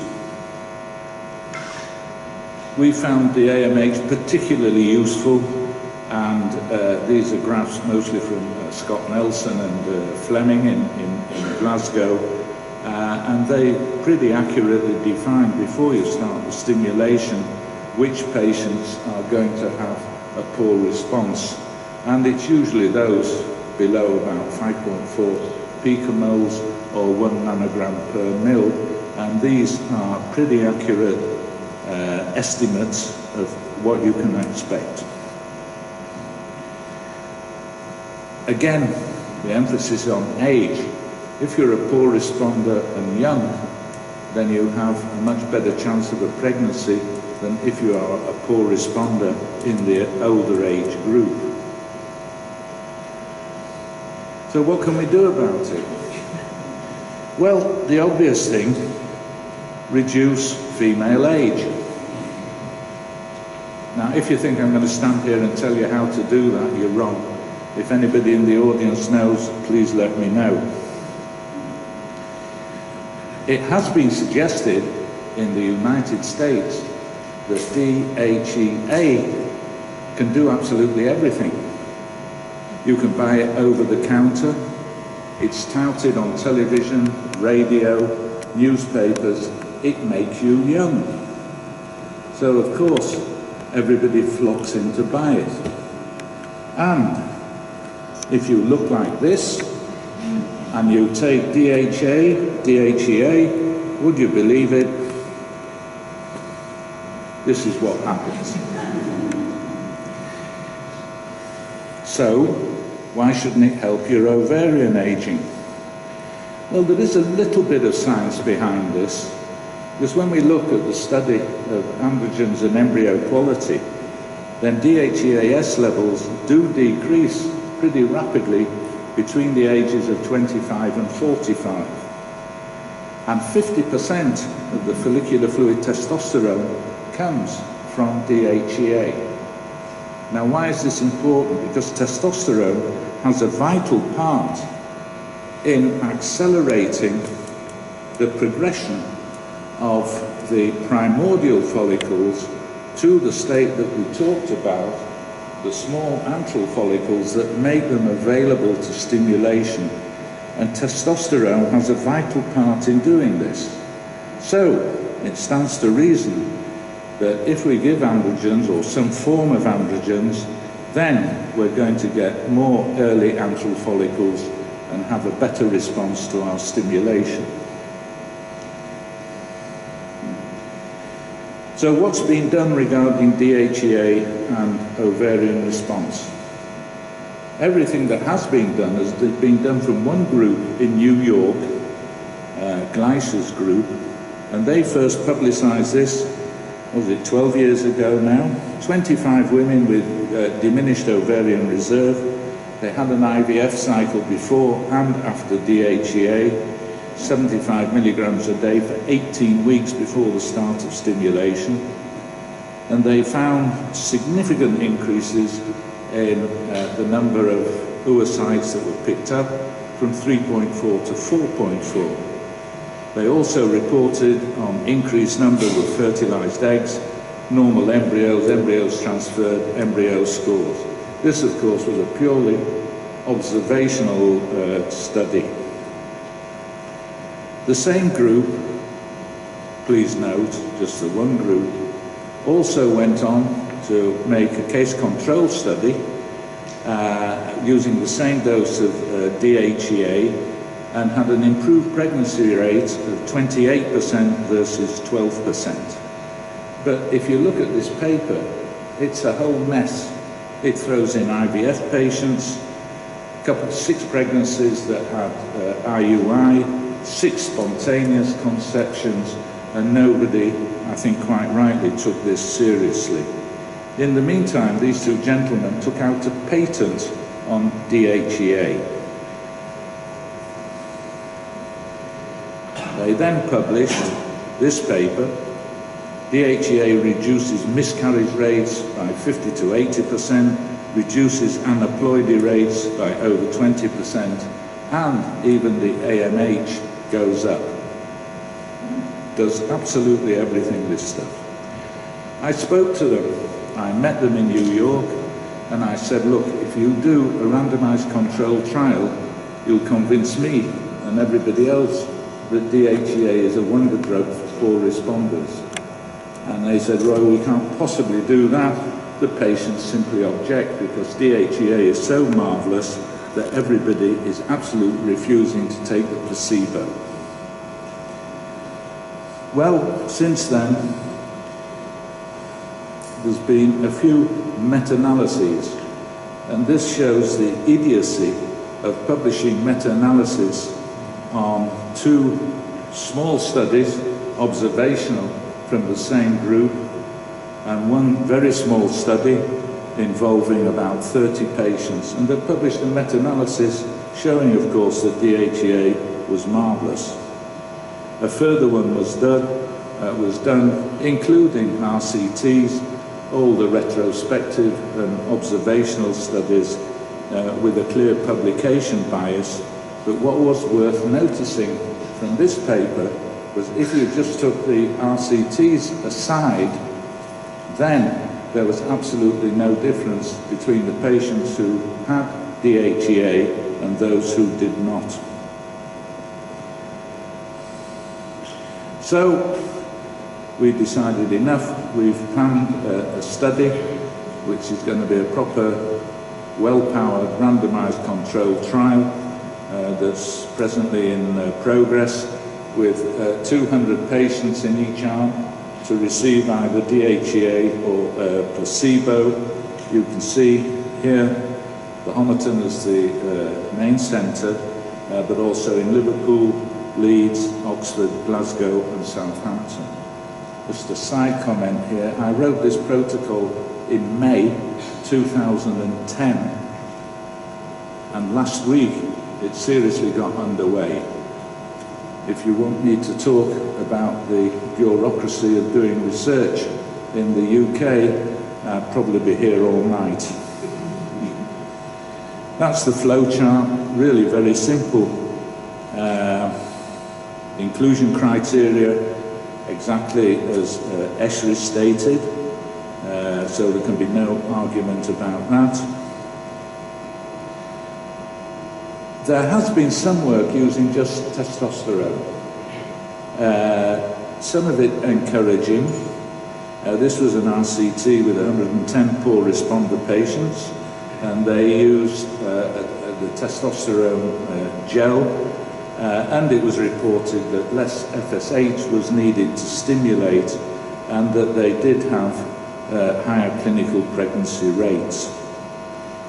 Now, theoretically, you can also use the aromatase inhibitor. Why? Because aromatase inhibitors, letrozole, is going to block the production of estrogen from the androgen precursors. So you're going to have, as it were, a backlog of androgens in the ovary, and this theoretically should produce an increased response. And one study is being done from Madrid. All the patients were given a high-dose FSH plus on an antagonist cycle, one arm given letrozole the other arm was controlled, and they did get good results. So again, using the same principle that androgen or its derivatives will increase, hopefully, the output of available oocytes. The addition of LH, which some people tout, we did the study, which is the last one on this list, while I was working in Amsterdam, and if you add LH rather than just FSH for the poor responders, it makes absolutely no difference whatsoever. Some people have used growth hormone.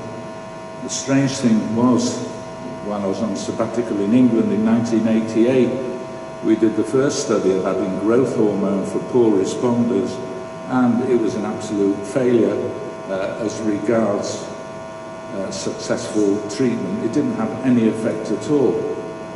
Nobody seemed to take notice of that, and for some reason in 1994 the subject was brought up again with similar results.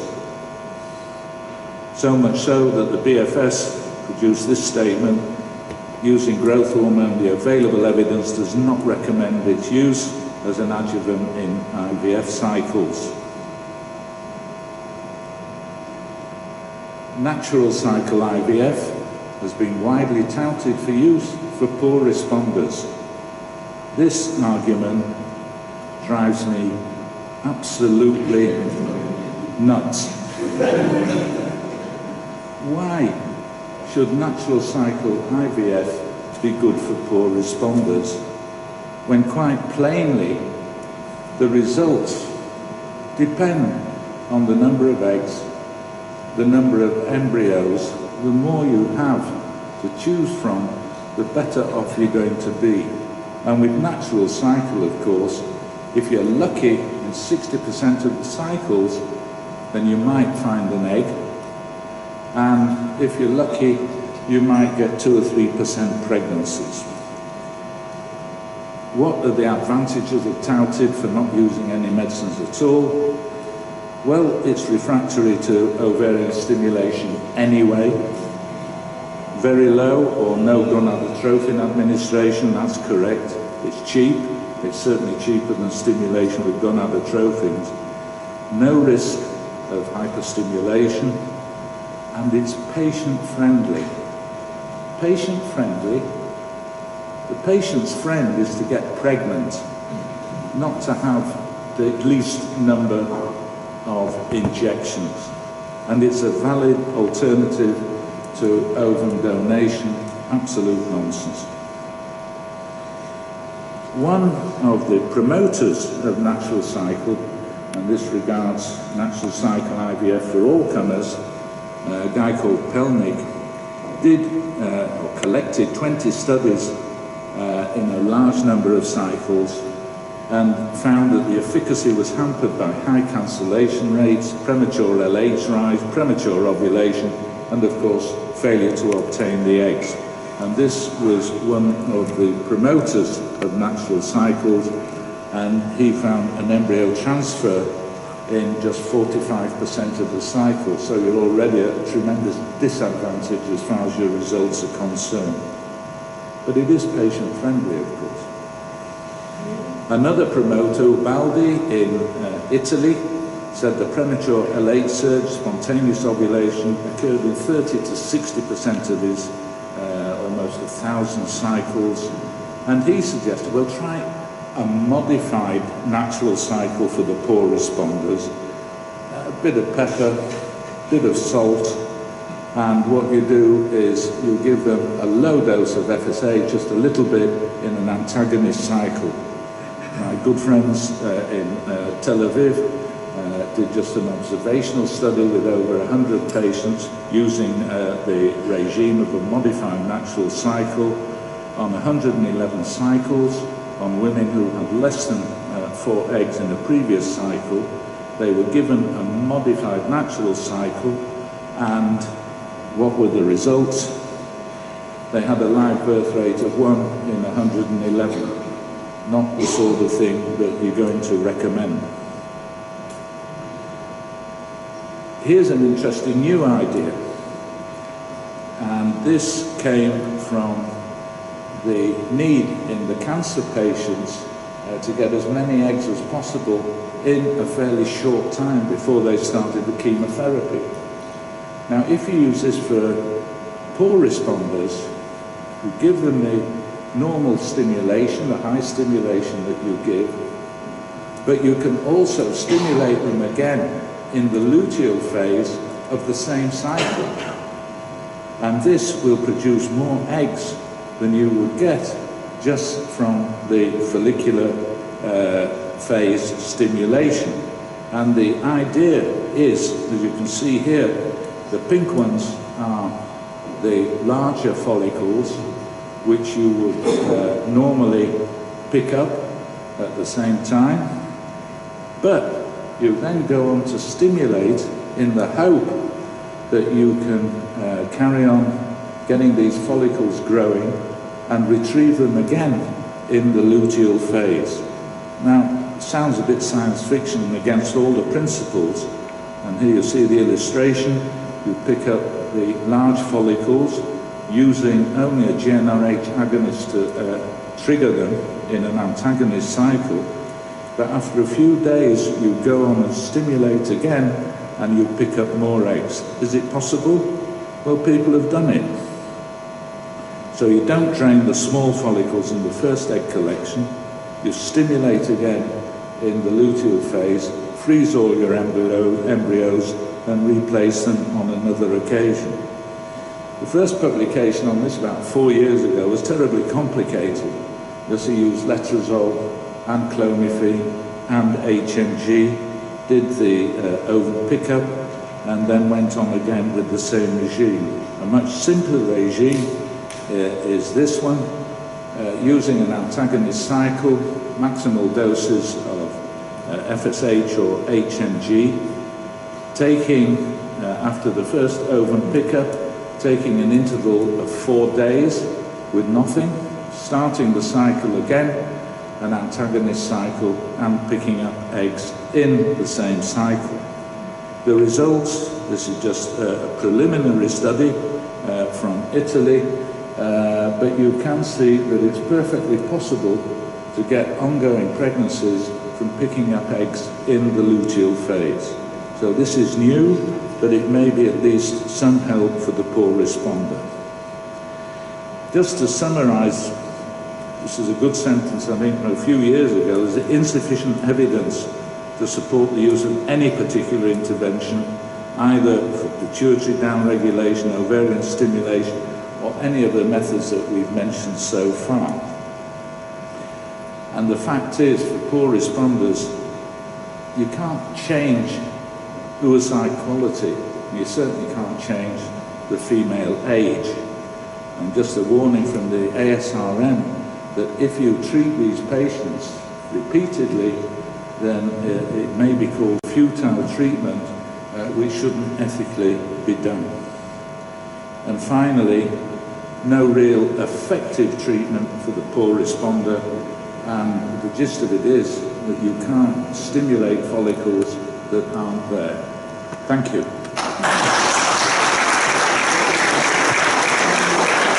Thank you. Thank you very much, Roy. That was yet again a very clear and precise, very raw presentation. And I'm sure that day-to-day jobbing clinicians have got lots of points to pick up from this talk. Thank you. I'll hand over to Tony for setting up the scene for debate now. That's the Champions League final, of course. Well, ladies and gentlemen, we come to the exciting end of the day. Last talk, the debate from two great bastions from Liverpool on opposing sides. I think it was in 2015 that the Chief Medical Officer, Sally Davies, wrote to David Richmond as NHS England had picked up 3 deaths from the use of intralipid in Europe.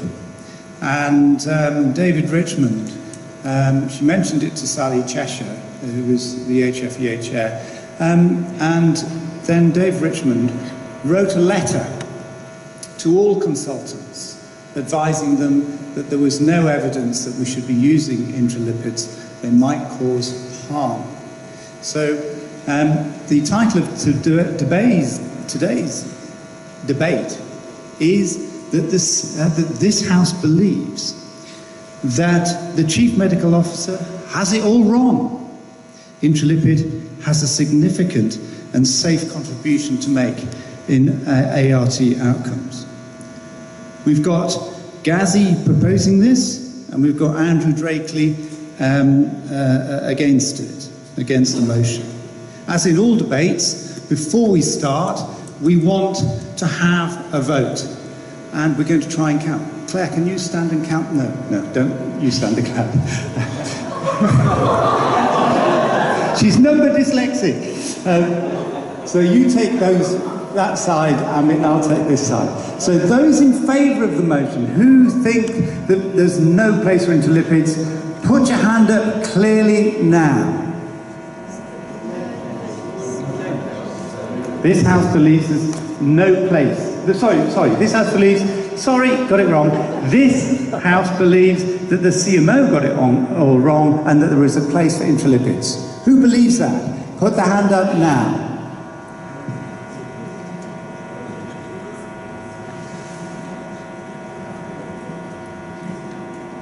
Nobody on that side. You've got to eat 10 on my side. Okay. Fine. Who believes that the motion is wrong? And who believes that there's no role for intralipids? Put your hand up now.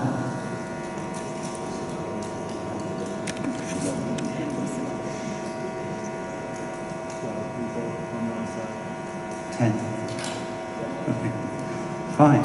Let the debate commence. Ghazi, would you like to take the floor?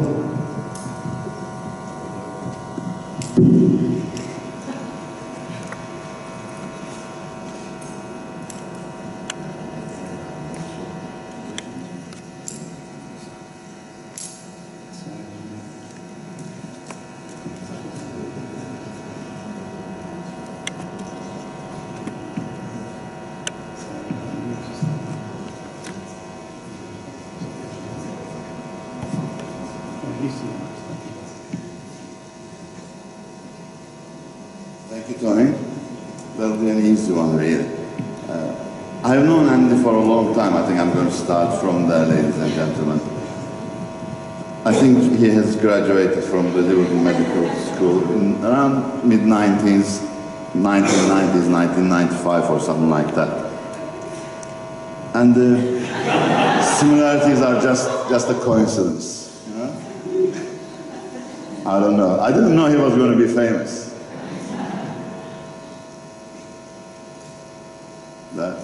Okay. But yeah, he was a very agile young man, wanted to learn. I was a cocky registrar. I thought I knew everything. Obviously I didn't know. I was making lots of mistakes. But I thought, yeah, Andy is going to go places. Then one day I saw him talking to himself on the mirror. I said, what's he doing? Oh no, Andy, you can't do that. Well, I thought I could, change him over time. Maybe he can learn, and he can learn to think outside the box. Eventually I thought, hang on, this is not showing very well, actually. How do we change this? That's right. So that was Andy, just repeating himself in front of the mirror. I thought, hold on, and this is not right. We have to change this over time. And I thought we had time to, and we had a long, arduous journey. We had better days, worse days where we came over, and then we recovered eventually. I'll leave this aside now, and I'll come back to the Chief Medical Officer. Yes, Mr. Chairman, I think the Chief Medical Officer got it wrong. Actually, Chief Medical Officer gets it wrong on a regular basis. She says she was wrong, and she puts the blame on somewhere, and then she says sorry, and then she backtracks on another important issue, and she then makes a mistake on yet another issue. And ladies and gentlemen, we also know that the college presidents make mistakes about ectopic pregnancies, etc. So just because someone is high up there doesn't necessarily mean they know everything, and that they say what they know. Or they talk a lot. With due respect, I think this lady talks so much all the time. She is due to make mistakes every day. She was talking about the Russian spy that has been, poisoned or whatever a few days back. I don't think it's got anything to do with her, but whatever. I know that she has got a weak bladder. I don't need to know that. How do I know? I don't need to know who the chief medical officer is. If this is just scaremongering, there has been 3 or 4 cases that she has mentioned around the world where people had troubles when they had intralipid infusions. People had trouble walking on the street. I saw ad, I think this was looking like an ad with hair on, drinking a lot of water. If you drink a lot of water, you can poison yourself. Does that mean water is intoxicating? So should we stop actually drinking water? Should we stop doing IVF? Because women actually died having IVF treatment. If you do something wrong at the wrong place, wrong time, wrong dose, of course it's going to affect wrongly. So there has been 3 or 4 sporadic cases of intralipids used wrongly. We can't actually use that as an example. Now, coming to IVF, I'm glad these same slides have been used before because it just shows great minds think alike. I didn't hear in these talks that IVF came back or came out as the result of a randomized controlled trial. It was the end result of desperate attempts. There was a need for it. It was safely being tried. There was a risk. The patients were being put in or under risk during surgery, egg collection, laparoscopies, laparotomies. It had to happen. They were trying to have a baby. They accepted the risk. There was no other way. Otherwise, this would not have happened. You would have been all scanning regularly, naturally pregnant patients, and probably you would have been an obstetrician. Actually, I'll come back to it, but Andy nearly became an obstetrician. Just turned in the last minute, became a reproductive medicine specialist. I think he did well. So with this one, people didn't actually accept it with open arms. We have the pioneer here. He said the same things. The trials were even kicked out of the touch. What did it take before the IVF got accepted? What did they say when the first baby was born? The Britain was put under watch. People cried ethical and moral issues. They didn't like it. They said, they muttered words like Frankenstein. They talked about baby farms, babies growing in test tubes. And more often than not, the Catholic Church was raising the opposition. And the Archbishop of St. Andrews, in his Scottish accent, which I'm not going to try to do, said he had grave misgivings about the possible implications and consequences for the future. So, everybody was against it. And what happened? You wouldn't have been here if it was a randomized controlled trial to see maybe the safety of IVF. Okay, the patients should have been matched. 1,000 first IVF patients should have been matched with the first 1,000 natural conceptions, and the babies should have been followed.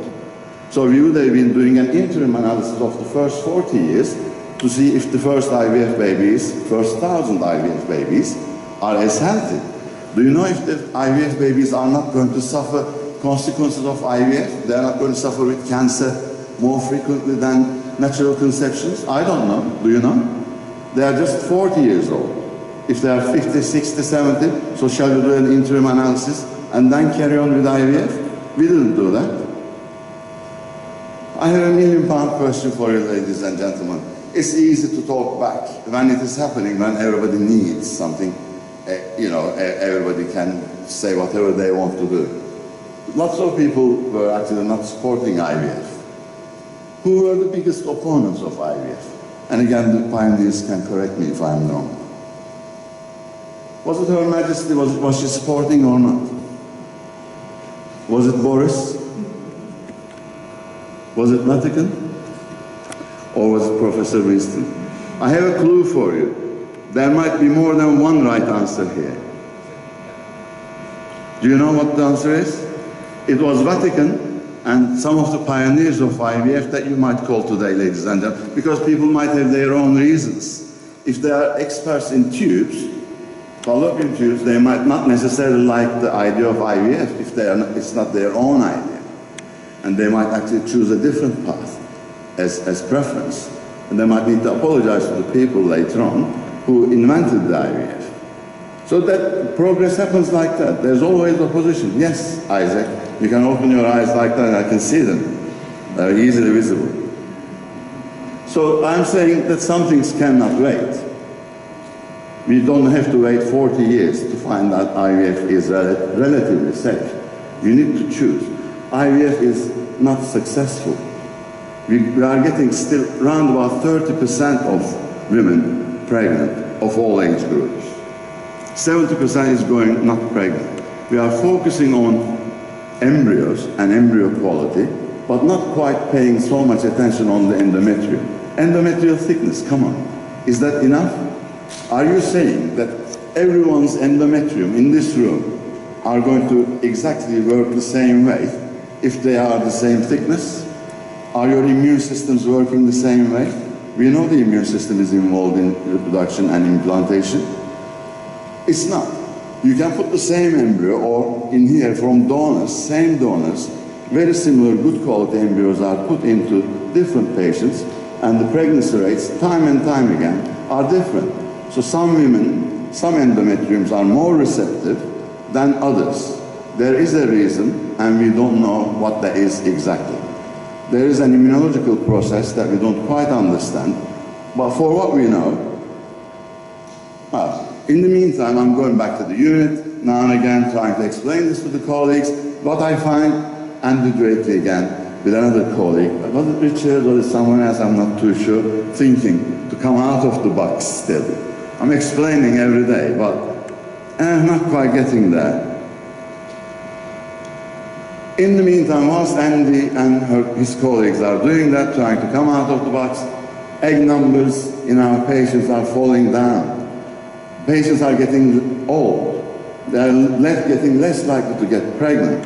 So whilst Andy's going out downtown, having a nice boogie, etc., when he's allowed to get in the club, by the way, which I'm going to come to, he's not always allowed to get into that club, but when he drinks, the eyes go a bit like that, and the doorman says you can't get in.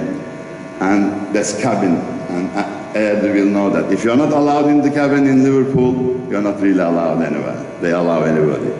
But they didn't allow us because of him. Ladies and gentlemen, we need to progress. We can't wait. Randomized controlled trials for everything are necessary. But before the randomized controlled trials can start, we need pilot data. And under controlled circumstances, we can actually still learn and help the patients. There's logic. That's how IVF started. People thought, yes, there is logic here. We can help these women. We can grow the eggs here. We can fertilize them. And we might be able to put that into the uterus and they might get pregnant. That's how it happened. There's no big deal. Now this little bag has been around since 1950s. There's no magic to it. It has been known to reduce the function of the immune system for a long time. It has been known to reduce the natural killer cell numbers and various things. It is used in special care baby units to feed the babies. It's being used in anesthetic units. It's being used in intensive care units to feed people. As long as it's used carefully, there's no harm. You're not supposed to give it in your own house by yourself. Of course it's going to be dangerous then. Anything will be dangerous. If you drink water, as I said, it will be dangerous. But this thing can be helpful if used carefully. What do? We do work with the immunology department of the Liverpool University, which Warwick University department does, with Siobhan Quamby, down in Warwick. We test in women who have recurrent implantation failure their endometrial natural killer cell numbers during the implantation period. A bad history, recurrent unexplained IVF failure, very high natural killer cell numbers, then instead of repeating the exact same formula that you have been repeating 7 times, 6 times, and the young woman with great looking embryos isn't getting pregnant, you can carry on doing the same thing, which Andy suggests that he wants to do. I don't. I offer the patient a test. We do this test. If that test shows a significantly high number of natural killer cells, we have shown that if you give this bad boy, it reduces the natural killer cell numbers in the endometrium. And we have been collecting the data from those patients for the last 8 years. Over 300 patients, we have at over 60% successful clinical pregnancy rates, and these women have got a very, very bad history.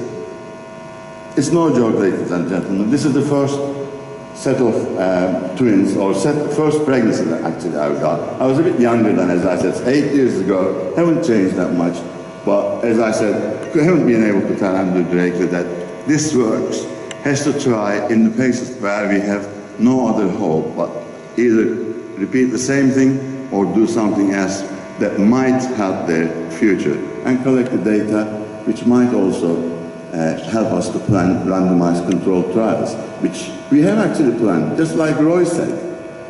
He planned the DHEA trial nearly 8 years ago, did you say, Roy? Which is just about starting to get going.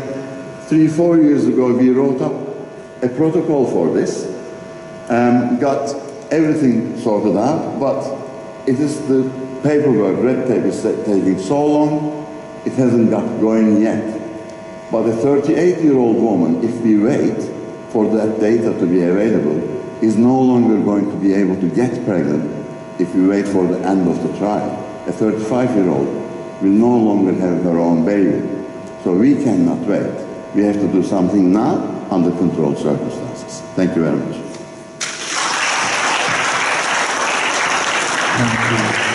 Thank you, Ghazi, for expressing your views rather bravely. And I think we're going to move on to the next speaker, Andrew. Andrew is the clinical director at Liverpool Hewitt Fertility. So effectively, he's Ghazi's boss, I'm afraid. So let's see what he has to say. I think we just got a brief changeover of computers. So a couple of seconds.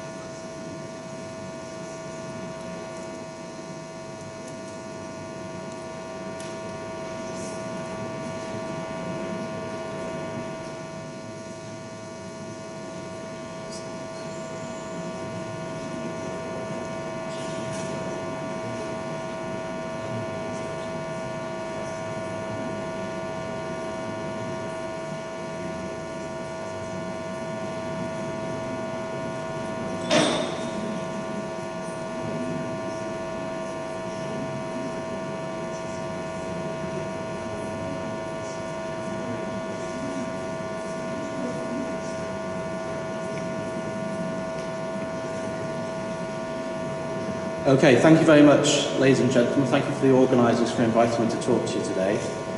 Ghazi and I both work in Liverpool.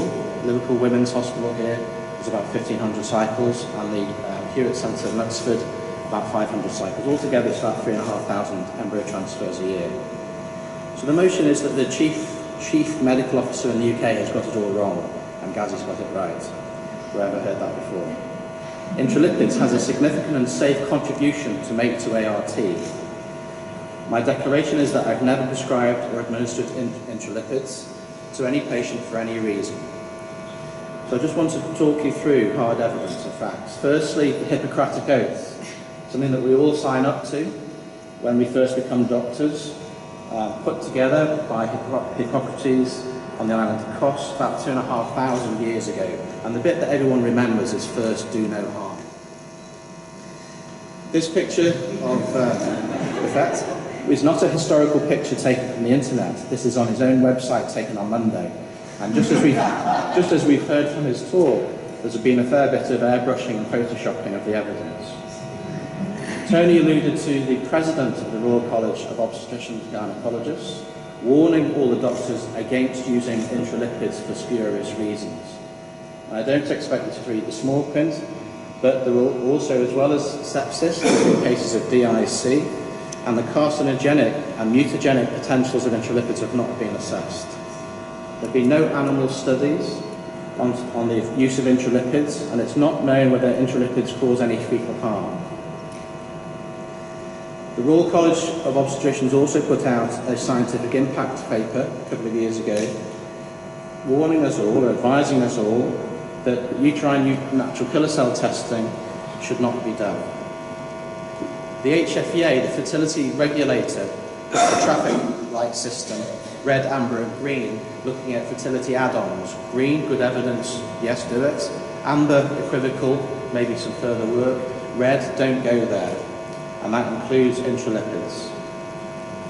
The Cochrane Library that puts together meta-analysis of good quality research evidence, again, none of these treatments provided significant benefit, all with some risks. So I should really be able to close my computer now and sit down and have a vote. But then I thought, okay, well, what do we know and what don't we know about this subject? And for this, I acknowledge two speakers for a meeting I went to a couple of months ago. Sarah Robertson, who's an immunologist from Adelaide, Australia, and Nathalie Ledet, who's from Paris, France. So what I've tried to put together is a summary of their talks, of where we're at the moment in 2018 to 19. So we've got a paradox here. We've got a pregnancy. We've got an immune system that's designed to protect us against non-self. And then we have to sort of lower the barriers to allow a baby to implant and develop. So it's how these two biological systems of immunology and reproduction combine and reconcile with each other that's important to understand. And it's not unreasonable to think that if anything goes wrong here, you could result in implantation failure. So there is some merit there on the thought process. But there are lots of different types of immune cells. Some promote tolerance, some promote rejection. Increasingly important is the role of the T regulator cells, which are master regulators of all the other immune cells within the endometrium. And it does appear that if there's an imbalance in this, and if there's a dominance of the T regulator cells, you get a normal response. But if we're deficient in T regulator cells, you see an increase in things like unexplained infertility, recurrent miscarriage, and then later things such as preeclampsia and preterm birth. So the research questions really is, why is an active, not suppressive immune response so important? When does that tolerance window begin? What are the key drivers of T cell regulation, and how can we manipulate that to try and improve our pregnancy results for our patients? Pregnancy itself is a major inflammatory challenge. The T regulator cells modify that. But if there's an imbalance there, you result in infertility and reproductive disorders. But it's not a simple process cured by intralipids. And you see all the proteins on the right there, all have been looked at and studied, and they all increase and decrease. What did show some interest in the meeting, the lectures, and this will have some interest for the Homerton guys, is the effect of seminal fluid, driving inflammation and upregulating T regulator cells. And so they found, and this is unpublished data, that repeated seminal fluid contact with the same male expands T regulator cell population. So I'll repeat that for Ginny. It's the same male that you need to be exposed for the seminal plasma. But this is unpublished data for this year. It will come out later this year, so this is brand new. Roy and the guys from the Homerton published 4 years ago an increase in pregnancy rates and looked at the role of seminal plasma there. Interesting to see what their view is on that. So you've got other medical conditions associated with an excessive hyperinflammatory response, and these are all the bad guys, aren't they? Infection, autoimmune diseases, endometriosis, hydrosalpinges, it goes on. And they promote rejection. So really the novel immunotherapies should be looking at tipping the balance in favour of the T regulator cells. And so what they're looking at now is seminal fluid factors, cytokines, microRNAs, progesterone, T regulator cell-inducing drugs, and cell therapy. A note of caution on the use of steroids. Taking glucocorticosteroids such as prednisolone is like taking a sledgehammer to your immune system. It suppresses everything. So therefore, it also suppresses the T regulator cells. And so there's some word of caution about impairing placental development and function. So from an Australian perspective, you need an active, healthy immune response, not to suppress it. It needs to be balanced. and then corticosteroids not to be used. It's good to see Gaz is taking part in research. These are 2 studies mentioned on his website. I did speak to our R&D department about ethics approval for these, and we need to talk about that later, Gaz. From a French perspective, there are 3 aspects to a successful implantation. Apposition, so the embryo needs to move and touch the endometrium, it needs to stick to it, and it needs to invade, and this needs to be done helpfully. What's interesting about this slide is a 4-day implantation window, whereas if you listen to the Simon group, it's as narrow as 1 day. But there needs to be a switch, an immune switch, from the innate immune system to the adaptive immune system. And this slide shows that if you take natural killer cell levels at different phases of the menstrual cycle, there are wide variations of expression here. If they're in balance, everything goes well. But in a defective environment, they may become cytotoxic, and that's where the killer cell thing comes from.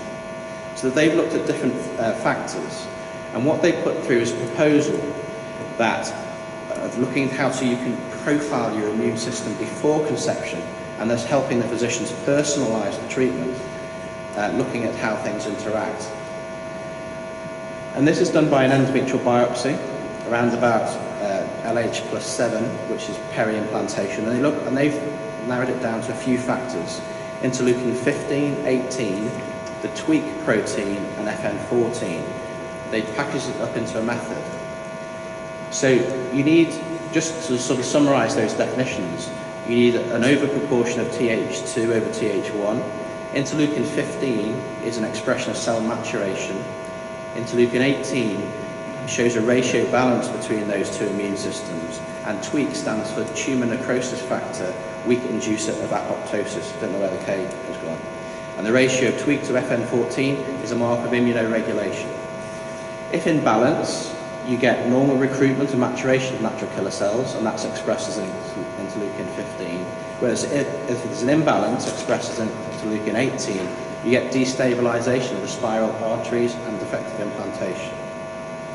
So looking at a mouse model, they found that looking at the tweak FN14 system is a mark of immunoregulation, looking at how the embryo is protected during the implantation phase.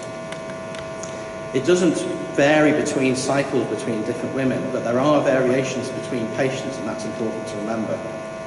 If you've got a high local expression of tweak, then you might impair the transformation of natural killer cells to hyperactivated killer cells. But in contrast, if you've got a low immune system, then you've got high expression of interleukin 18, and you've got a cytotoxic activation of the uterine natural killer cells. So what they're talking about is you need a normal immune profile, but some people will be low and some people will be high. What they've done is they've patented their methods, and I guess that would be commercialised into a test that we're encouraged to buy to look at that, to try and decide which group that patient is in. So if you've got a low active immune system, what happens is that you've got a lack of adhesion and poor immunotropism. But if you've got an excessive immune system, you get embryo rejection and endometrial apoptosis. So therefore, if you've diagnosed somebody as having a low immune system, things you might want to consider and do is an endometrial scratch. You might collect and freeze those patients because exposure to high doses of estrogens decreases the interleukin 18 expression. You might want to consider supplementation of the mid-luteal phase with low doses of HCG, and you'd encourage sexual intercourse after embryo transfer. And that's important because then, if you've got an overactive immune system, you wouldn't do a scratch. Fresh or frozen is fine. You consider high-dose progesterones and estrogens because they've got an immunosuppressive effect too. You consider anti-inflammatory drugs such as antioxidant vitamin E.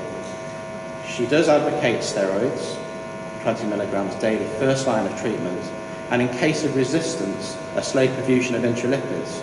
There was a paper published in 2015 by the same group showing that if someone was resistant to suppression with corticosteroids, a lot of those would see immune suppression with intralipids afterwards. The first speaker from Adelaide didn't want to give intralipids any time of day. It was that insignificant in her mind. But importantly, if there's an overactive immune response, then you would not encourage sexual intercourse around the time of implantation. So that's different. So from the first lecture, I thought, well, we need to encourage patients to have intercourse after their embryo transfer. Not before, because that'd be a bit messy, but afterwards, maybe. But from this talk, if you've got an overactive immune response, then she wouldn't encourage sexual intercourse. And there are a couple of papers looking at this. This top half of the slide shows her profiling of patients having recurrent implantation failure with egg donation, showing 30% did not show any dysregulation, but 47 expressed overregulation of the overactivity of the immune response, and 22% the opposite. And they are undergoing a randomised controlled trial of 500 patients, which won't be reported till they estimate autumn of next year, looking at normalised dysregulation versus no normalisation. So you need to profile your immune response to know what sort of treatment to offer. When they had looked at the effects of giving intralipids, they found that giving intralipids to a certain group of patients normalised their overactivity in 45% of cases, but actually made it worse in 27%. So you could actually be making their immune response worse than it needed to be. So you need to promote an adequate balanced immune response, and in some cohorts they found up to 85% of immune dysregulation in cohorts with recurrent implantation failure. And only by normalising it can you expect the treatments to work. So it takes me back to why would you offer intralipids? Nice car gas. Not mine.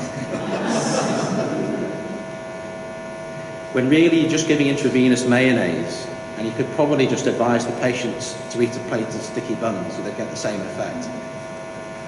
But then you get an unhappy gas. So in 2018, we're naive to believe that intralipid is a magic treatment. There is ongoing research to understand implantation regulators, possibly future tests to look at the immune profiling to categorise patients into normal, oval or underactive. And the aim would be, therefore, with treatments to try and normalise their immune response. But without improved understanding of what we're testing, randomised controlled trials, which are lacking, are unlikely to target the group for whom benefit could be demonstrated, and are thus more likely to yield non-significant results if they were to be conducted. So empirically offering it to everybody, yes or no, is unlikely to be successful. But within this field, there seems to be a lack of standardisation and agreement of what tests to perform, and therefore what is the normal range, given that there's inter-patient variability. And of course, if you're trying to do the test, you're actually doing an endometrial scratch, and that might affect the result anyway. So putting it all together, and given the conflicting evidence available, I would urge you to still and maintain and reject the motion. Thank you very much.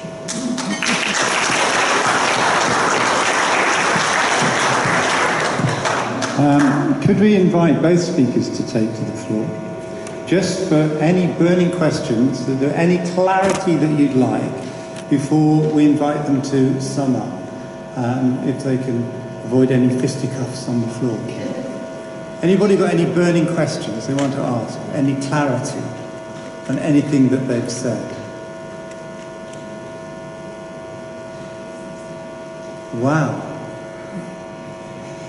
Everybody stunned into silence. Well, Ghazi, do you want to sum up? Well, respond? Do you want to sum up? Okay. So my summary is that based on what we know and what's coming out from active research groups at the moment, that we don't know who to give these interventions to. And therefore we shouldn't do it without knowing what we're actually doing and which groups would benefit. Giving it blindly and empirically to all patients who might have had a couple of unsuccessful IVFs is oversimplifying it, and therefore I urge you to reject the motion. Thank you, Andy. So you've got another slide here, guys. I have one or two, I think.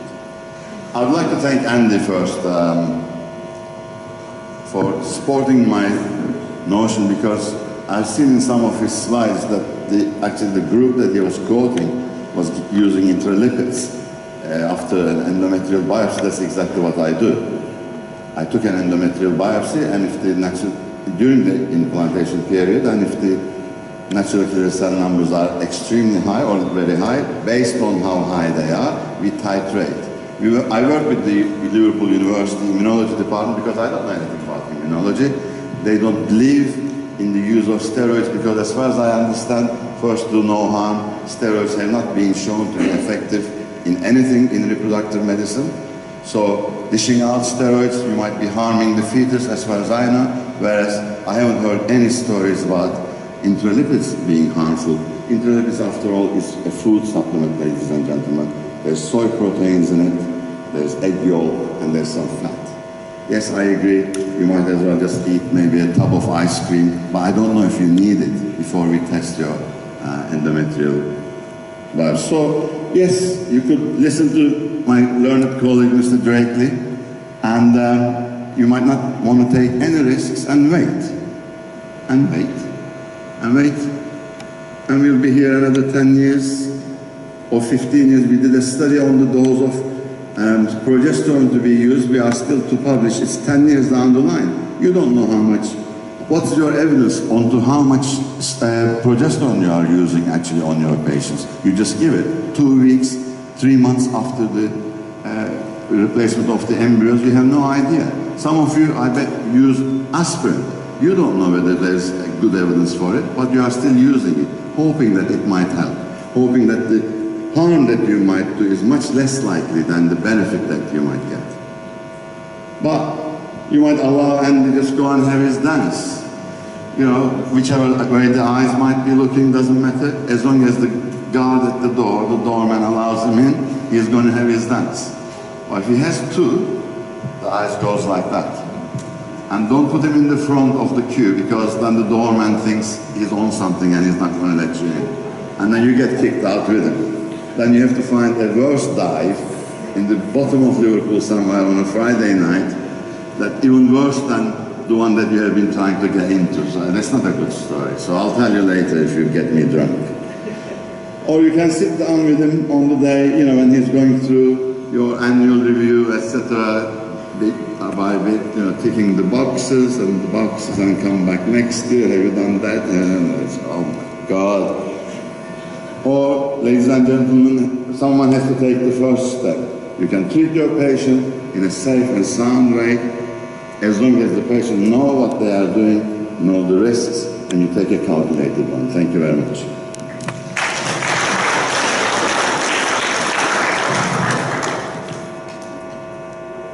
I have a simple question. What are the debaters here? I assume that because we have completely opposite convictions on the issue, and we work in the same place. Yes, yeah. Unfortunately. This question is about other debaters. Because you completely opposite convictions on the issue, and you work in the same place, I assume that in your setting, you have certain patients, similar patients in terms of their characteristics. Some goes to the intralipid treatments while others don't. I mean, when you put those data together and then get a comparison, what do you see? It's very difficult to put data together because once the patients decide to consider intralipids or anything like natural killer cell testing, they have to unfortunately take themselves out of the system because the hospital doesn't want to know anything about it. For years, and Andrew Drakely himself will agree to that, or will actually notify that I did try in the hospital to hold natural killer cell testing and intralipid infusions, but the hospital said, quite rightly to a degree, they are not proven beyond doubt. You can't do this in the hospital. So then the patients themselves have to take themselves out of the system. So they then, I have the database, but these are patients that are plucked out of the system. Not impossible to compare because then we can match them with similar, but we haven't. Whereas with Roy, we looked at the numbers and we have drawn up a protocol to actually use it as in a randomized controlled trial in patients who have got 3 to 4 failed treatment cycles, which was the actually... You need to tap right up. Right? Oh, sorry. So it's difficult to compare. Do you want to say anything? Okay, right. So it's time for the vote. Who's won? Who's changed our views? So the debate was, this House believes that the Chief Medical Officer has it all wrong. Intralipid has a significant and safe contribution to make to ART outcomes. Proposed by Gazin. Who supports this motion? Put your hand up now.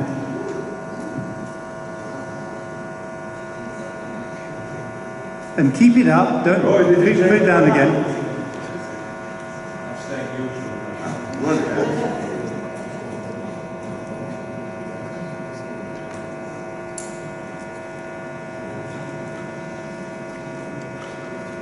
Who's against this motion?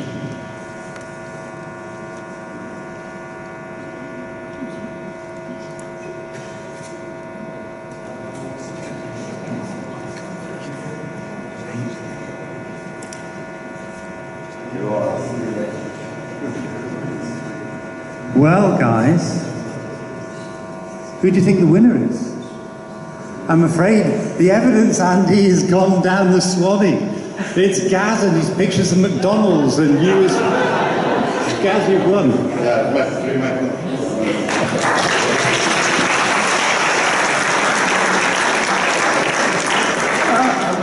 Okay, guys, if you could have a quick change round and get to the lobby as quickly as you can. It is now just gone 20 past. Of the 2018 Spring Symposium. I hope we've all had a very pleasant day, either sunning ourselves by the pool or on the beach or handbag shopping in Kyrenia. But we now come to the business part of the day, and it gives me great pleasure to introduce Mr. Peter McFall. I'm sure he doesn't need a lot of introduction, being a stalwart of previous Spring Symposia, but for those of you who don't know him, Peter is a consultant gynaecologist at GCRM Belfast, and is also person responsible for the regional fertility centre. And if the internet is anything to be believed, his patients love him. They describe him as a super nice guy, and I think we're about to find out what he thinks of us as he talks to us about fraud in assisted reproductive treatments. Do we always tell the truth? Peter.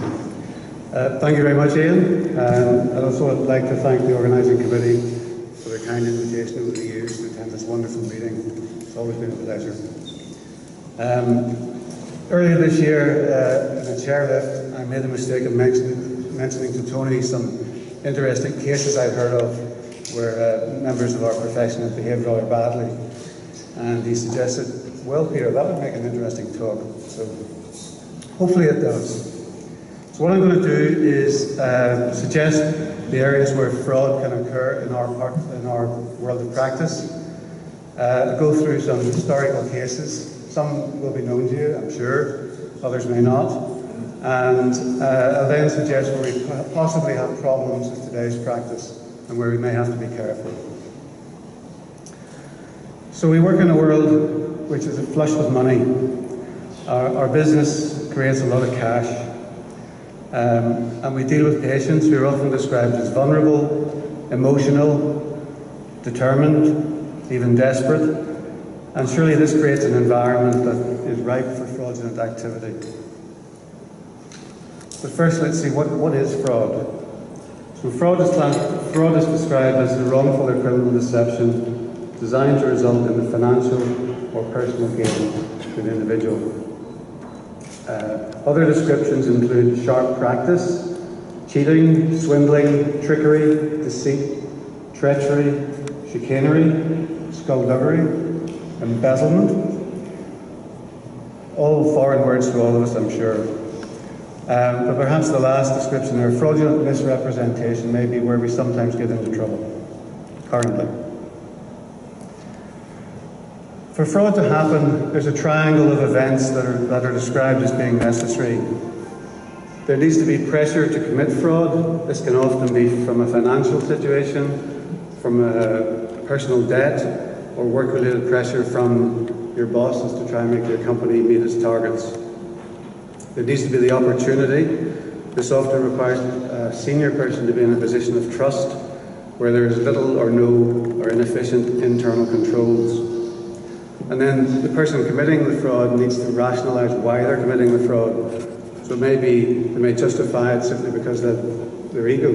I'm an important person, I can do what I like. They may have a lack of ethics, or they may justify it because they're in terrible trouble with debt and they have to get themselves out one way or another. So fraud in healthcare, who commits fraud in healthcare? Well, it's everybody. Patients, believe it or not. Organisations may misrepresent data. Individuals, there have been cases of doctors, embryologists who have not behaved very well. And then there are the others, the non-medical field, with their exaggerated and false claims. The size of the problem, we have no idea. The only cases that we're aware of are those that have come to the public domain through the press or through the courts. And surely it's the tip of the iceberg. There must be many, many more instances that we're not aware of. So I'm going to go through some examples of dishonest doctors, criminal embryologists, corporations who produce manipulative information, patients who've downright lied, clinics who perhaps have been misleading, and then the others with their false promises. So we'll start with an old example. 1864, Professor William Pancoast was a professor in the Jefferson Medical College in Philadelphia. He had a Quaker couple who'd been trying to conceive for many, many years.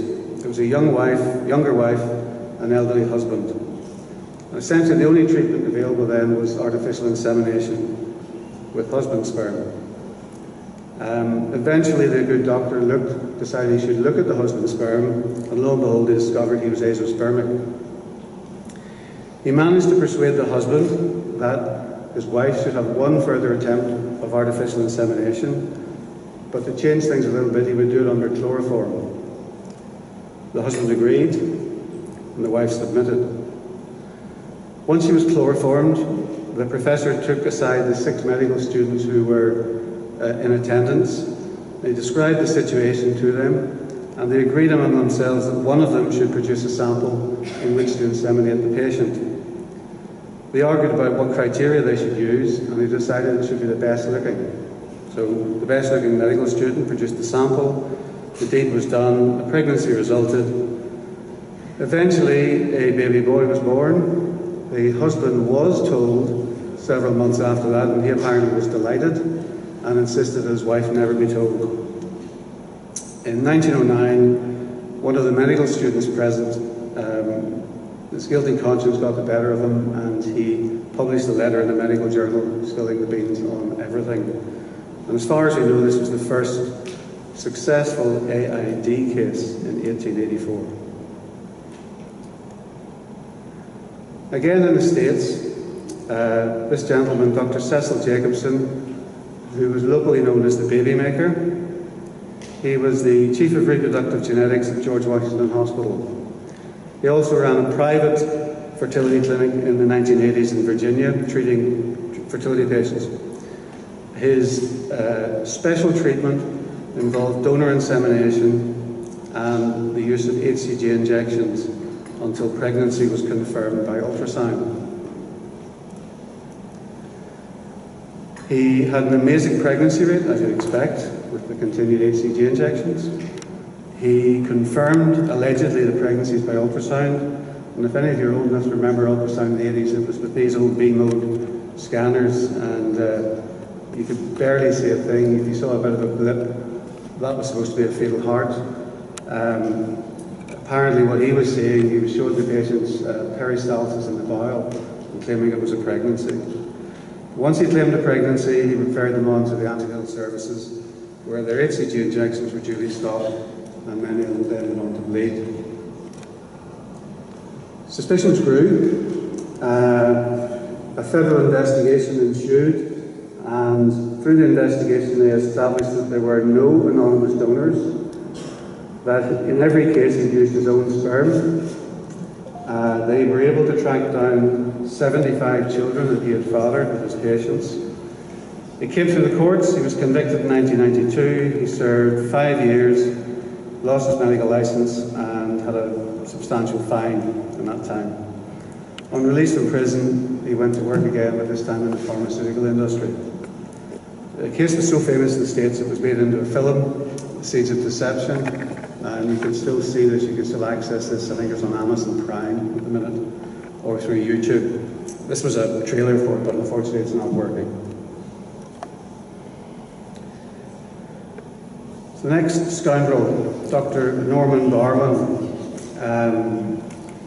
was born in South Africa, went to medical school in Belfast, I'm ashamed to say, graduated in 1965. He practiced in Belfast for 10 years before moving to Canada. There he went on to be the professor in the University of Ottawa. He was a past president of the Canadian Fertility Society.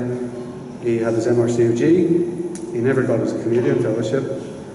And in 1997 he was awarded the Order of Canada for work on aspects of women's reproductive health. I think this is the highest civil order they award in Canada. Interestingly, prior to the more recent scandals involving Dr. Barwin, he had been twice through the courts. Well, he twice avoided going to court by settling out of court 2 cases where he was alleged that he had used the wrong sperm to create pregnancies with his patients. In both of these, he blamed an administrative mix-up. Dr. Barwin was a keen fitness fanatic. In his 60s, he took up marathon running. His first marathon was in British Columbia, the Royal Victoria, and he completed the marathon under 3 hours. His first marathon. That time allowed him to enter the Boston Marathon in 2000, where he completed that marathon in an unbelievable time of 3 hours 17 minutes. But unknown to him, in the bibs that they provided you with, there was a chip which recorded you passing through each of the gates along the route. And when they checked Dr. Barwin's chip, it revealed that he had passed through no gates after the 10-kilometre mark. And they challenged him about this, and he then admitted that around about 10k, his double hernia was playing up, and he had to pull out, and he got a lift to just before the finishing line, but he wanted to experience the joy of crossing the line. He was disqualified. But 2 years later, he entered the Canadian National Marathon, where again he did very well. He was placed first in his age with a remarkable time, but again he cheated. He got the bus this time, but just before the finishing line. So there was a whole hoo-ha in the local papers, and I think this triggered some curiosity, but there was certainly a pattern of dishonesty emerging. In his medical practice, suspicion grew because a vigilant family doctor spotted that a couple that the family doctor was looking after had gone to Dr. Barwin for treatment, allegedly using their own gametes. But the two parents both had blue eyes, and they produced a child with brown eyes. Now, I'm not sure what the genetics is, but this raised a query in the GP's mind about how this could come about. It led to further inquiries, further legal action was taken, and currently, 2 years ago, 150 cases have been gathered together in a class action against the good doctor. To date, we know that Darwin fathered 11 of the children they've investigated. In 16 cases, the father's DNA could not be determined. It was not who they expected it to be. And in another 35, the intended donor had not been the one that had been used. This case has now made the press in the UK. It was in The Guardian a couple of weeks ago. And I guess the good law firm will now be coming back to the UK to look for further cases in possibly Belfast. We look forward to it. Back in the UK, many of you will know who Malcolm Pearce was. He was a gynecologist, obstetrician in St George's. In 1994, he published 2 papers in the British Journal. The first of these remarkable papers claimed that he'd reimplanted a 5-week-old ectopic pregnancy in the uterus. He allegedly milked this from the fallopian tube very carefully and then gently squeezed it through the cervix, where it implanted and went on to become a successful pregnancy and birth. To say there was shock among fertility world when this was announced is to understate it. His colleagues grew suspicious, not surprisingly, because they had not been aware of any kind of pioneering work that Dr. Pearce had been undertaking. An investigation ensued. They could find no records, they could find no patient in whom the procedure had been carried out. In fact, the patient who he claimed the procedure had been done on had been dead for some time. He'd been tampering with medical records.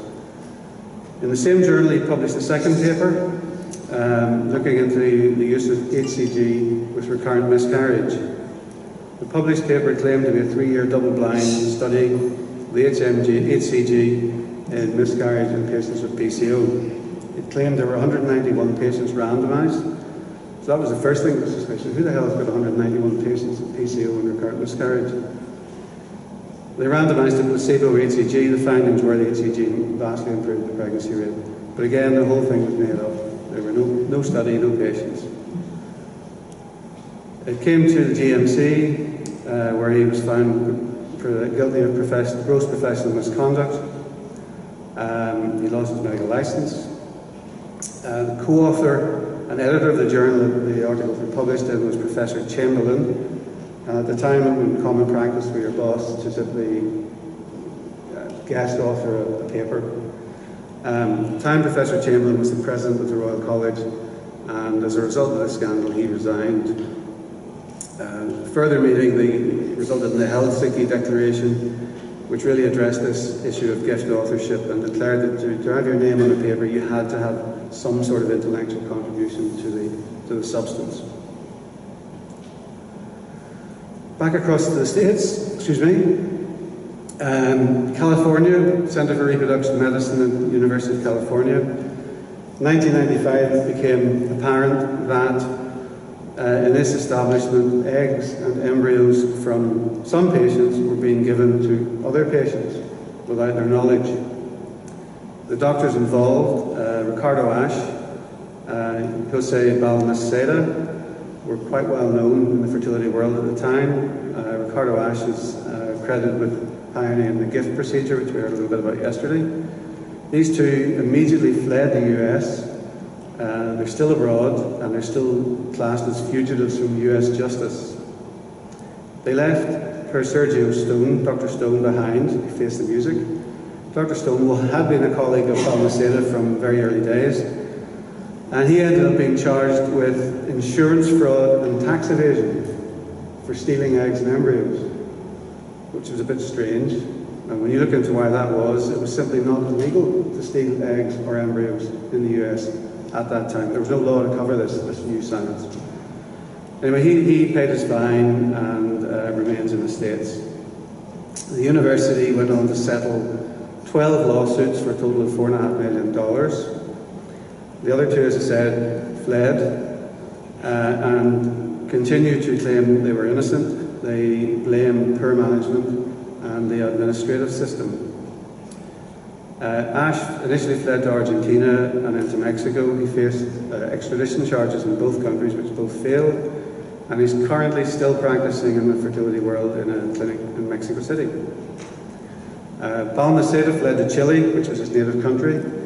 He came from a well-known family. They were friendly with the Pinochet junta, who were in charge at that time. He immediately started work in the most prestigious clinic in Santiago, and his colleagues put down the whole thing in the States to gossip, and further extradition charges against him failed. A further 30 couples later tried to take legal action, but they were denied that by a judge, claiming that they were too late. Statute of limitations had passed. They should have come forward when the initial scandal broke. So a lot of people never had any justice there. Back to the UK. The embryologist who got arrested. So two clinics in Basingstoke up to about 1997 were quite successful. One was an NHS, one was a private. Paul Fielding became the embryologist there in the years after that, and in the year 2000 a patient's embryos apparently disappeared. So there was an internal investigation, and an audit of their cryobanks discovered that there were 8 embryos still present that documentation showed had been transferred. So something was not right. The police were brought in. The embryologist was arrested. It was found he was deeply in debt, and through the courts he was found guilty of 8 counts of false accounting and 3 counts of assault. But also through the court it became apparent that in the banks there were 47 sets of embryos missing. So what he'd been doing was claiming patients had embryos that they froze, so he could carry out procedures, embryo transfers, and claim fees, so he could start to pay off his debt. So there were 47 couples who believed they had embryos, but they were going to come for transfers, they just didn't exist. There were others where there were embryos, but there shouldn't have been, so they were supposed to be transferred. So these couples had transfers where the embryos weren't transferred, they were going to come back later and have the actual embryos transferred. The records were a mess. He was claiming fees falsely, and a lot of this was blamed on the ability at that time to be able to be a lone worker, the practice of being paid for each procedure. And as a result of this, the HFEA brought a lot of their recommendations in on practices in the labs with the witnessing procedures. It was never proven, but it was also believed that there were embryos that were just given to the wrong patients. He served 18 months in jail. Corporate America, the Zytec Corporation, one of the largest providers of donor sperm, and in their blurb there, you can read it, they're down the bottom, we're an industry leader in reproductive services with a commitment to unsurpassed quality controls and a committed drive for providing our patients with the experience that will last a lifetime. You bet. So, in cases that used donor 9623, this donor was described by Zytec as eloquent, mature, healthy. He was a genius. He had a university degree and allegedly an IQ of 160. His identity became known in due course, and at the time it was known who he was, he'd helped 26 families have 36 children. Zytec sent an email by mistake which revealed who he was. This became available to a couple who had had treatment, and they did a little bit of research into who the donor was. And the truth about the donor was that he was a schizophrenic with a bipolar disorder and a narcissistic personality. He had graduated with a degree. It was in cognitive science and computer sciences, but it had taken him 2 decades to achieve this. He had a criminal record for theft and pleaded guilty in 2005 to breaking and entering. So he wasn't who he said he was. But by this time he'd conceived 36 children. When this became known, Zytec continued to list them on their books. He had created this false profile, and he claimed that he'd been told by Zytec that if you are a sperm donor who is intelligent, highly educated, you'll sell better. So it was in his interest to make money. He said Zytec made up the IQ of 160, which is actually higher than Einstein's. Probably a few in the room are around for that. This case continues, so it's not settled yet, as far as I'm aware.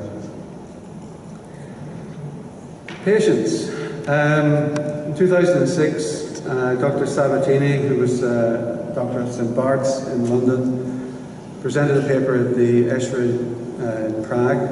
He surveyed 45 UK clinics, and 37 of them reported they had experienced or suspected ID fraud by patients. And they postulated that the incentive here was for financial reasons, so they could get in the UK, so they could gain access to NHS funding, or where a partner had changed, so they could gain access to gametes and embryos. A very recent case from the Hammersmith, I think it was settled, well it hasn't settled yet, it went through the High Court last year. The story was in 2008 a couple had IVF in Hammersmith and consented to the spare embryos being frozen. In 2010 they reconsented to continue storage, but not for the embryos to be used. The couple separated somewhat acrimoniously, and a little while after that the female came back with a signed consent so she could proceed to use the embryos. Of course, she'd forged the consent, and the clinic hadn't eyes on the couple at the time. The first the partner knew was he got a Valentine's Day card declaring that she was pregnant and it was his, and she went on to have a baby girl. He, not unduly, or not surprisingly, was quite upset and went on to sue the clinic for £1 million. He didn't win, but he was claiming for the child's upbringing, her private school fees, her holidays, refurbishing her bedroom, her wedding. The judgment declared that the clinic had breached the duty of care, but they were not negligent. So they were not ordered to pay anything. The mother was ordered to pay £120 legal fees, and the father is now appealing the damages. So that's ongoing as well. A case from Spain. A UK couple travelled to Spain in 2004 to Barcelona for IVF treatment. The initial appointment, the husband partner's sperm was frozen so it could be used later. He was very busy, worked and couldn't go back for the second visit. She returned, he thought on her own, but actually with a boyfriend. She convinced the clinic that he was her partner and his fresh sample was used. Baby born 2005, divorce 2008, child maintenance settled and being paid. But a few years later, there was a dispute over access to the child, and as a result of that, he discovered that he is not the father. So he was seeking redress for all the money he'd been paying for a child that wasn't his. A few other scoundrels, just mentioned briefly, the top right there, Rafael Lorenzo de Paulo, pretended to be a gynecologist in Australia. He pretended to have expertise in infertility, carried out lots of investigations that were never done, carried out lots of intimate examinations. In fact, on one patient he carried out 27 vaginal examinations without use of gloves. So this court again is ongoing, and he's charged with multiple counts of rape and sexual assault. Dr. Douglas Beavis, I think Gav mentioned yesterday, professor at Leeds, 1974, claimed to have knowledge of 3 IVF babies born successfully. It was an off-the-cuff remark, but when he was questioned, he had no evidence, he couldn't produce anything to suggest this was true. He was ridiculed, and he eventually just withdrew from practice. He gave up his research. His colleagues really claimed his claim was a fraudulent claim. Lucas Clanteris is a sad case. Lucas was a doctor in Cardiff. His marriage was falling apart. One of his daughters was very sick, and for reasons that we'll never know, he completely invented a paper investigating uterine blood flow in the uterus. He presented it at a meeting of the British Fertility Society, and he submitted it for presentation at ESHRE. It was discovered to be completely fraudulent. He'd made it up over 2 nights. He lost his job, he lost his family, he went back to Athens, Greece is near the country, and I think he's still in practice there. And finally, the last chapter, John Gonzalez, bottom right, a businessman, allegedly, launched the website mannotincluded.com in 2002, advertising that this website could provide sperm samples for use by same-sex couples. He supplied over 2,000 samples. Eventually was investigated. He didn't have any donors. They weren't screened. It was all his. They were all delivered in samples allegedly as fresh, but completely unusable, completely dangerous. Again, he's been jailed, frauds in trading, financial misconduct, forgery and perjury. Clinics, add-ons. So we heard a little bit about intralipid yesterday. I'm not going to deliberately left it out. But we all have add-ons at our clinics. We know that there's limited information about them. We know that there's no good evidence that many of them work. In some fields they've been labelled as snake oil. And this is possibly where we're misrepresenting facts and maybe not presenting to the patients the full details. Some headlines have included things like the corporate fertility sector is making money. Well, that's true. Patients are left in the dark. There's a proliferation of these snake oil treatments, and they're labelling us as snake oil salespeople. They also claim that IVF is overused. Maybe we resort to it too quickly. And when you ask our colleagues about why they do these things, there's a multitude of excuses. Well, I use it, snake oil, to help us stand out from the crowd in a competitive fertility market. We need to do something the others aren't. Patients are really demanding. Really? Patients want something to happen. Patients will go to all lengths to get pregnant. They suggest things. How dare they? And at the end of the day, if I'm not doing any harm, well, it may do some good. The patient believes it might work. So why not? This all came to a head really with the Panorama British Journal BMJ publication in 2016. It wasn't a good programme, it wasn't a good publication, but it certainly made the headlines. They listed 38 add-ons that clinics were peddling. They claimed most were not supported by good evidence. They could find some evidence for about 13 of them in NICE. There was wide variation between clinics, what they would say about these things and what they would offer. And at the end of the day, they were saying that really we needed to give better advice and really only use interventions with some evidence. At the end of this, the HFEA rating system came out.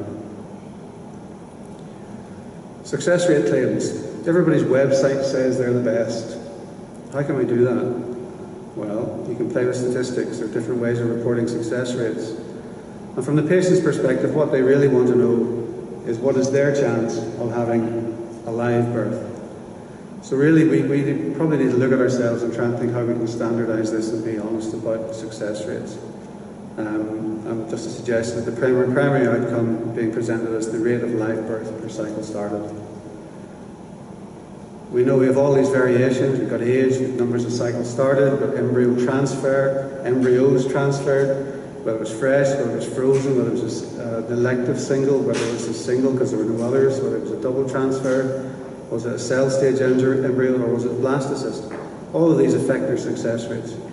And what was a success? Was it a pregnancy test? Was it a clinical pregnancy? And when did you do that scan? Was it 6 weeks or 7 weeks? Or is it really a live birth? And if you throw in treatment cycles using donors and modern families, again, that's all going to affect your success rates. So you can paint it many different ways.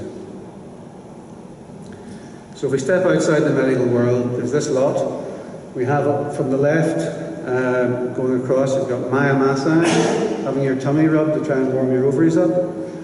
You have lotions and potions for male fertility. You have the wonderful vaginal steaming, which is quite popular with Hollywood actresses, apparently. Acupuncture, reflexology. Is the evidence there? I don't know. Diets to get pregnant. Does anybody know anybody who's eaten themselves to pregnancy?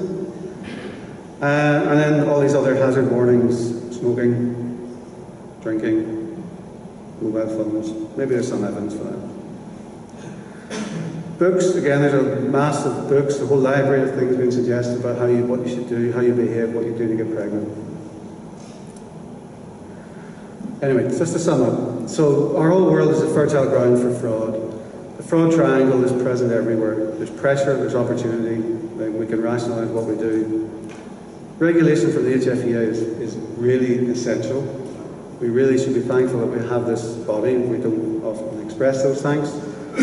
But they make it very difficult for clinics to step out of line in the UK. The incident reporting system is important in that role, but for each and every one of us, being honest and vigilant in our clinics is vital.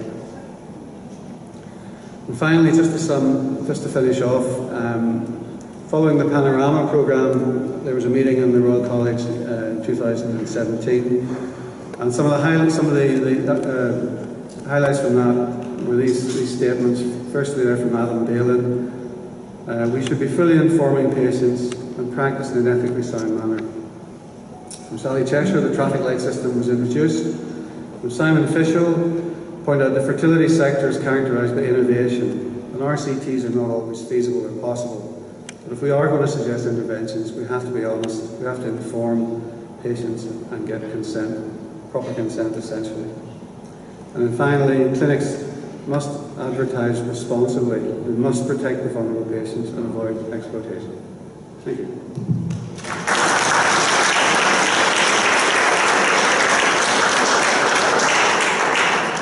Thanks very much, Peter, for an intriguing and thought-provoking presentation. We do have time for a couple of questions. Does anybody have any questions from the floor? If you do, I'm wondering what you think about the role of professional association, I'd like to give you a comment on the role of our professional societies, I mean professional fertility societies to address this kind of problems. Such as? I mean, in the United States we have ASRM and ASHRA, I mean those professional societies that brings all these people practicing the field, and they have some sort of, at least to my understanding, responsibility to address these issues. And what's your take on that? Well, I don't think it's their role to police the practice, but it's certainly their role to try and advise good practice guidelines, and perhaps it could also be their role where they see something suggested or presented that is so far away from where science is moving. Because science tends to move quite slowly, but when there's a huge leap, we have to ask questions. And the idea that if anybody's research should be reproducible, if it's not reproducible, is it really true? But I think that certainly in the UK, the regulatory body is essential in keeping an eye on clinics and on practice and in the way we present results and the way we advertise. It's not perfect, but it's better than, I think, in many jurisdictions. Thank you, that was very good, very interesting. I just wondered if you had any sense of whether we were any better or worse than any other profession. I've recently taken on a broader brief in my own job, and I've been kind of amazed by some of the things that I've now got myself into and uncovered, so I'm not sure everybody else is whiter than white either. Yeah, do you mean in the medical world or outside the medical world? Medical world, yeah. Oh, no, I'm sure I'm sure we're not alone. Absolutely. But I have no evidence of that. I'd be very surprised. We're probably better than most. We're certainly more regulated than most. Okay, thank you.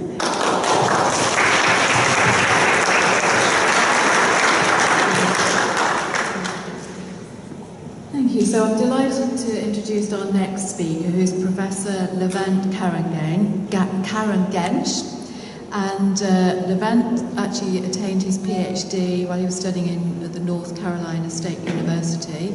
He's got a very strong background in veterinary medicine, and he's worked at the IVF unit in Istanbul, and he's got more than 20 peer-reviewed papers.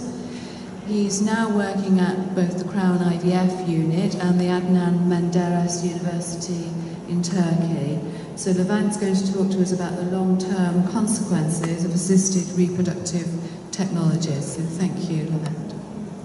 Thank you. Thanks for this nice, kind introduction, and it's a great pleasure to be here.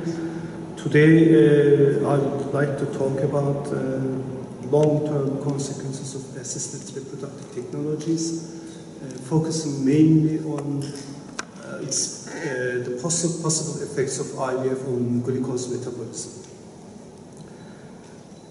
As you all know, it is estimated that 1 in every 6 couples over the world experiences some form of infertility, amounting to about 48.5 million couples as of 2010. We know that 1.2 million IVF cycles are performed per year. This number is I find this very interesting because it reminds me that almost 97% of infertile couples do not get access to infertility treatments over the world. As we all know, an IVF cycle begins with ovarian stimulation to stimulate the development of follicles in the ovary. And this is followed up by oocyte pickup. Then the oocytes picked up in the laboratory are fertilized, either through in vitro fertilization or intracytoplasmic sperm injection. Once the zygotes are formed, they are then cultured for up to 5 days to get them to the blastose stage of development. They are then transferred to the uterus. This is all fine, but the problem is almost all of these manipulations take place at the time when gametes and embryos go through a series of epigenetic reprogramming. This means that almost any procedure that we do here, from the ovarian stimulation up to the transfer of embryos to the uterus, have the chance to alter the epigenome, which might have severe consequences both for the implantation and post-implantation development. However, today I would like to draw your attention to the process of in vitro embryo culture. And I would like to ask, what happens when we culture embryos, our embryos, in suboptimal culture conditions? As far as we know, embryos in the reproductive tract are exposed to various carbohydrates, amino acids, cytokines, growth factors in a very complex and very ill-defined microenvironment. Although we try our best to culture embryos in the best